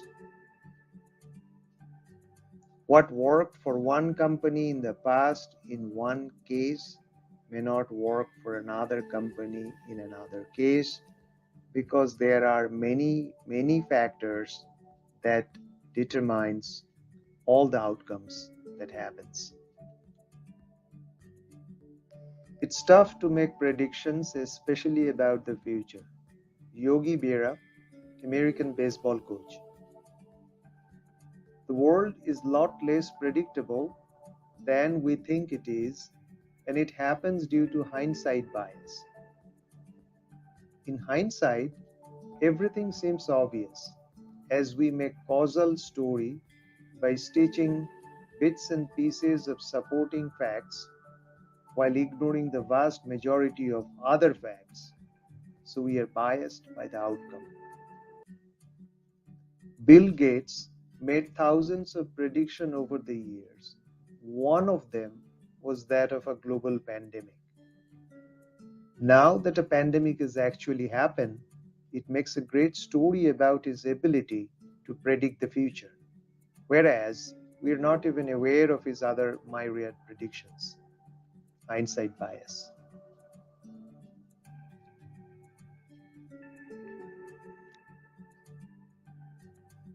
History is also a story written by historians using their sense making and imaginations based on evidences that has survived. Remember, a lot of old facts are lost, destroyed, or deliberately ignored. Never judge a decision purely by the outcome. Remember, good decisions can often lead to bad outcomes due to many unpredictable and random factors, and vice versa, meaning bad decisions may lead to a good outcome every now and then. Good stories give meaning to events. In a 1980 experiment, some businessmen quickly sold truck full of stereo speakers in Harvard campus. The speakers were being sold from a truck surreptitiously behind a dorm as if some stolen goods were being sold. So the students created the story on their own that some stolen speakers were getting sold, and therefore they were getting sold at a dirt cheap price. So everybody came and bought those speakers. But in reality, those speakers costed more than what the price was in local store. Tomorrow, there is a strong chance that the stock market will go up. If it doesn't, it's likely to stay flat or may even go down. It will be range bound, a typical specialist's prediction of stock market. If you read old newspaper, rewatch old programs, you will find how often predictions of gurus and economists were wrong and how often they quickly change the stories to fit the outcome. You will be surprised. Be skeptical. Look for alternative explanations. Question conventional wisdom and wisely accepted explanations. They could be just stories. Think about general reasons like randomness, chances, etc., rather than specific reasons like A caused B, B caused C, etc. Consider the possibility of other outcome that didn't happen but could easily happen. You can learn more that way. Be aware of randomness. Remember, the success story you hear is certainly not the way it actually happened, but rather it's the way it sounds the best. In every story we hear, there are a lot of missing parts and connecting dots to make it more attractive and memorable. Something happened in the past does not mean it will happen again, so you can't learn much from another company's stellar success or failure. If some decision gave positive or negative results before, does not mean similar decisions again will give similar results. Uncertainties and randomness play important roles in any outcome.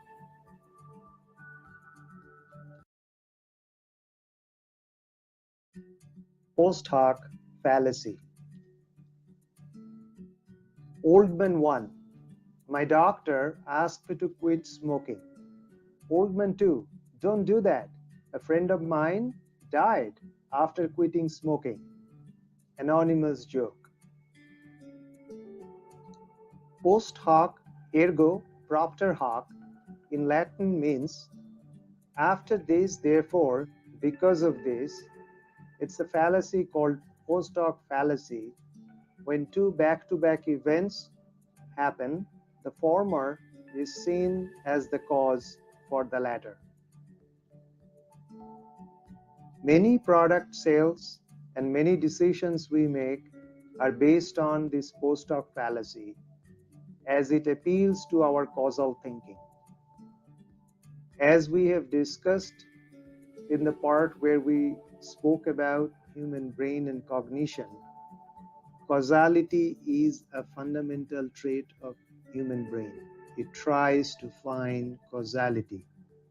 And when something happened right after something else, it thinks that there is a causality in between.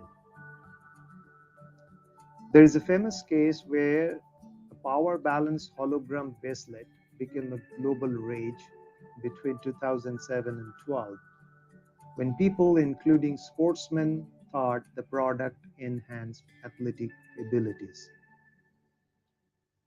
So you use a power bracelet when you are already training for something and your performance improves. You thought it was due to the bracelet, but it was not due to the bracelet, it was because you were training hard. Later, a randomized double-blind trial, it was proven that this bracelet had nothing to do with enhanced performance. That's how many products sell, where people are already trying to improve their performance or diet or health or whatever. They buy a product and it improves, they thought it is because of the product. Post hoc fallacy in action. Many causal reasonings we do are due to this post hoc fallacy. Sometimes people get better after taking medicine, and people think it is because of medicine for, let's say, common flu. It has been shown that even if somebody didn't take a medicine for a common flu, they would still get better. In some cases, it's a placebo effect, that your brain acts as if it gets impacted by the medicine where it didn't. Placebo buttons, meaning buttons that don't work, are put in elevator. So you enter and you hit the button to close the door closes, but there is no connection between that button and the door automatically closes. Similarly, you are crossing a road, you hit a button to change the signal to red, the signal changes and you feel it's because of you hitting the button, but the signal and the button has no connection.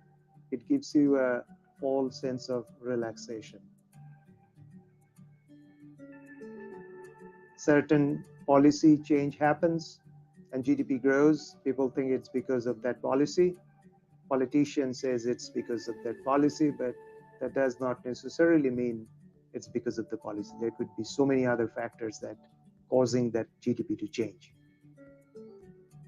It's important to understand that post hoc fallacy is a very common fallacy in our personal and professional lives. It influences our decision making all the time. We have to be very critical and analytical in evaluating the actual effect of actions. Whenever possible, we have to be open to try alternative action to check the validity of the cause-effect conclusion. Checking is the important part.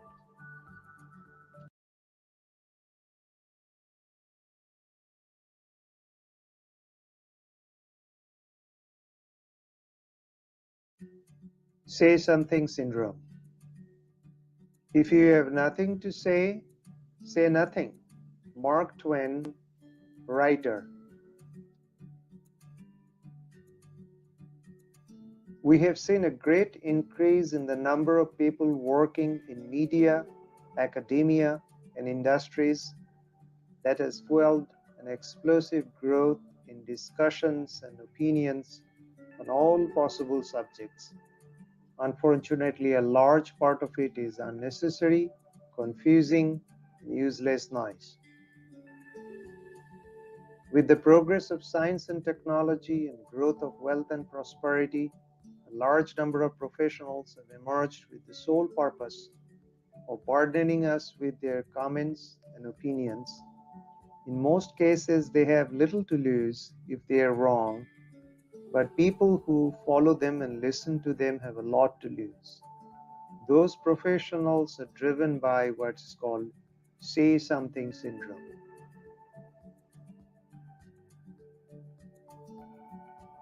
Not everything is knowledge, not whatever people say is valid. But our brain has a tendency to first believe, then unbelieve. And as a result, a little bit remains and causes damage. So it's better to not listen to anything that is unreliable. It's not a new phenomenon. It's been happening for quite some time. In 1930s, a few scientists in Vienna formed what is famously called Vienna Circle to fight what they called pseudoscientists who were using the progress of science to sell any ideas as scientific. Vienna Circle stated through their manifesto that only deductive, that is based on axioms, or inductive, based on experience, evidences should be accepted, rest ignored. Later on in this course, we will talk in detail about these types of evidences when it will be clear what they mean by it. But for now, it's important to not say anything if you have no objective information on a topic, and also to ignore most of the discourse unless you have reason to believe it is coming from a reliable source. Regression to the mean. It's often seen in sports that as soon as a player or a team appears on the cover of leading sports magazine after a series of good performances, their performance suddenly tanks. Why does that happen? It happens with so much frequency that sometimes some people would not like their photo on the cover of leading sports magazine like Sports Illustrated. It's often referred to as SI jinx. The reason behind the Sports Illustrated jinx is a case of regression to the mean. Before we explain why it happens, let's take a look at another case of it. In Israel, Air Force instructors found out that After a few good maneuvers, if rookie pilots were commended for their good performance, their performance got worse. Whereas if the rookie pilots did badly and they were scolded for it, their performance improved. That resulted them to think that scolding worked better than praising. Daniel Kahneman, the famous psychologist, explained to them why it felt that way. The reason behind the two cases discussed in the previous two slides of Sports Illustrated Jinx and why flight instructors thought scolding was more effective is regression to the mean. What is regression to the mean? British mathematician Francis Galton found out that in a series of random events, extreme events, both highs and lows, are generally followed by events that are closer to the average, as if it is regressing to the average. That's why he called it regression to the mean. Look at this schematic to your right, where the randomness of events are shown as a sine-like curve. For simplicity, in reality, it doesn't happen with that regularity, but you can see that generally the tendency is after a very high event, it generally comes down, and after a very low event, at some point it has to go up so that the average is maintained. So a batsman can be expected to go for a few low scores after a few high scores. So that is why after a few great performances, the picture of a player comes to the cover of a magazine, then it is natural for them to perform more averagely. Similarly, in case of flight instructors, if some rookie pilots, they do some great maneuverings, their performance is expected to get worse. Similarly, if somebody do some bad performance, their performance is expected to get better just by natural randomness without any scolding or praising. But one may think that it is because of that scolding or praising their performance is changing. And that's what is a common source of misjudgment in data interpretation. And experienced scientists constantly fear this trap that leads to wrong causal interpretation, as we saw in the previous two cases. Here are a few common examples of regression to the mean. Lowest performing employees were put in a skill development program and their performance improved. Don't think it is because of the program. It could be just regression to mean and nothing to do with the program. A company's profit and share price declined for a while. Its performance was bad for a while, so they hired a consultant who worked for some time, and shortly thereafter, both profit and share price improved, and people thought it's because of the great advice of the consultant, but it could be just due to regression towards mean. After a few bad years, it can expect to do a few better years. Sports teams often sign players after a great few games, or let go a player after a bad patch. Then the player goes to another team and starts playing well, or the new player starts playing poorly. It could be regression to the mean. Firing an employee is a serious implications of regression to the mean. Firing somebody after a couple of bad years of performance or promoting an employee just after one good year could be a bad decision. As both bad and good performance could be just driven by randomness and external factors, and you may regret your decisions later.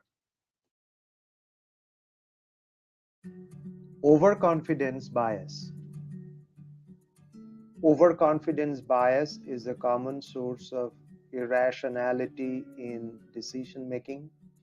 It's also one of the biases that is covered in great details in behavioral finance and behavioral economics. A lot of our economic decision errors or irrationality comes from overconfidence.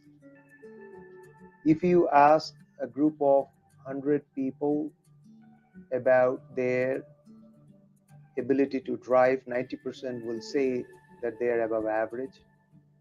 If you ask a lot of university professors, and these studies have been done across the board in various areas, 90% professors will think they are above average. It's impossible for 90% to be above average. If you ask 100 people to finish a task, 80 will predict that they will finish it at average or faster time. That's again not possible, but that's a tendency we all have when asked a question about our abilities.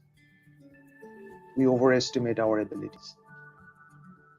Most long-term predictions of economists are wrong due to a hindsight bias, which gives us an impression that we know something that in reality we don't. So we overestimate our knowledge, and that leads to overconfidence and overconfidence bias. All large projects complete at a very big cost overshoot and time overruns, yet we constantly make mistakes in terms of forecasting how quickly we will finish a project. Overconfidence leads to taking too much task, too much risk, and consequently big losses and financial ruins in some cases. We put higher probabilities of desired events than undesired ones. So that's why, if we can plot level of overconfidence, it will go hand in hand with cost of mistakes. What can we do about overconfidence? First, be aware that our natural instinct is to be overconfident, and also overconfidence is a socially valued trait. That's why people try to be overconfident in some cases. So when asked if we are above average driver or lawyer or a professor, we have to compare ourselves with others before giving an answer, and that comparison needs to be objective. One of the common problem due to overconfidence is planning fallacy, as no projects are finished on time within budget. So we have to remember while planning that things that can go wrong will go wrong, Murphy's law. So we have to be a bit pessimistic while planning or forecasting. While looking at somebody else's forecast, we have to be skeptical. We have to remember everybody is trying to sell overconfidence. Financial variances often arise due to overconfidence and ignoring risk. The best way to estimate risk or prevent overconfidence is to look at best rate. This term will keep coming back in different sections. Best rate is historical averages and probabilities of similar things. So if you're asked to write a book, you will quickly think that you can finish it in so and so dates, but look at how long historically people take to finish a book like that. Similarly, if you're asked to make a film, just look at how long people take to make such a film. So those are all best rates, and there are ways to find information and then give your answer. For example, if you're asked that whether you are an above average driver, try to look at the distribution of people's driving ability and try to place yourself in terms of where you fall before giving an answer. These are ways you can overcome overconfidence.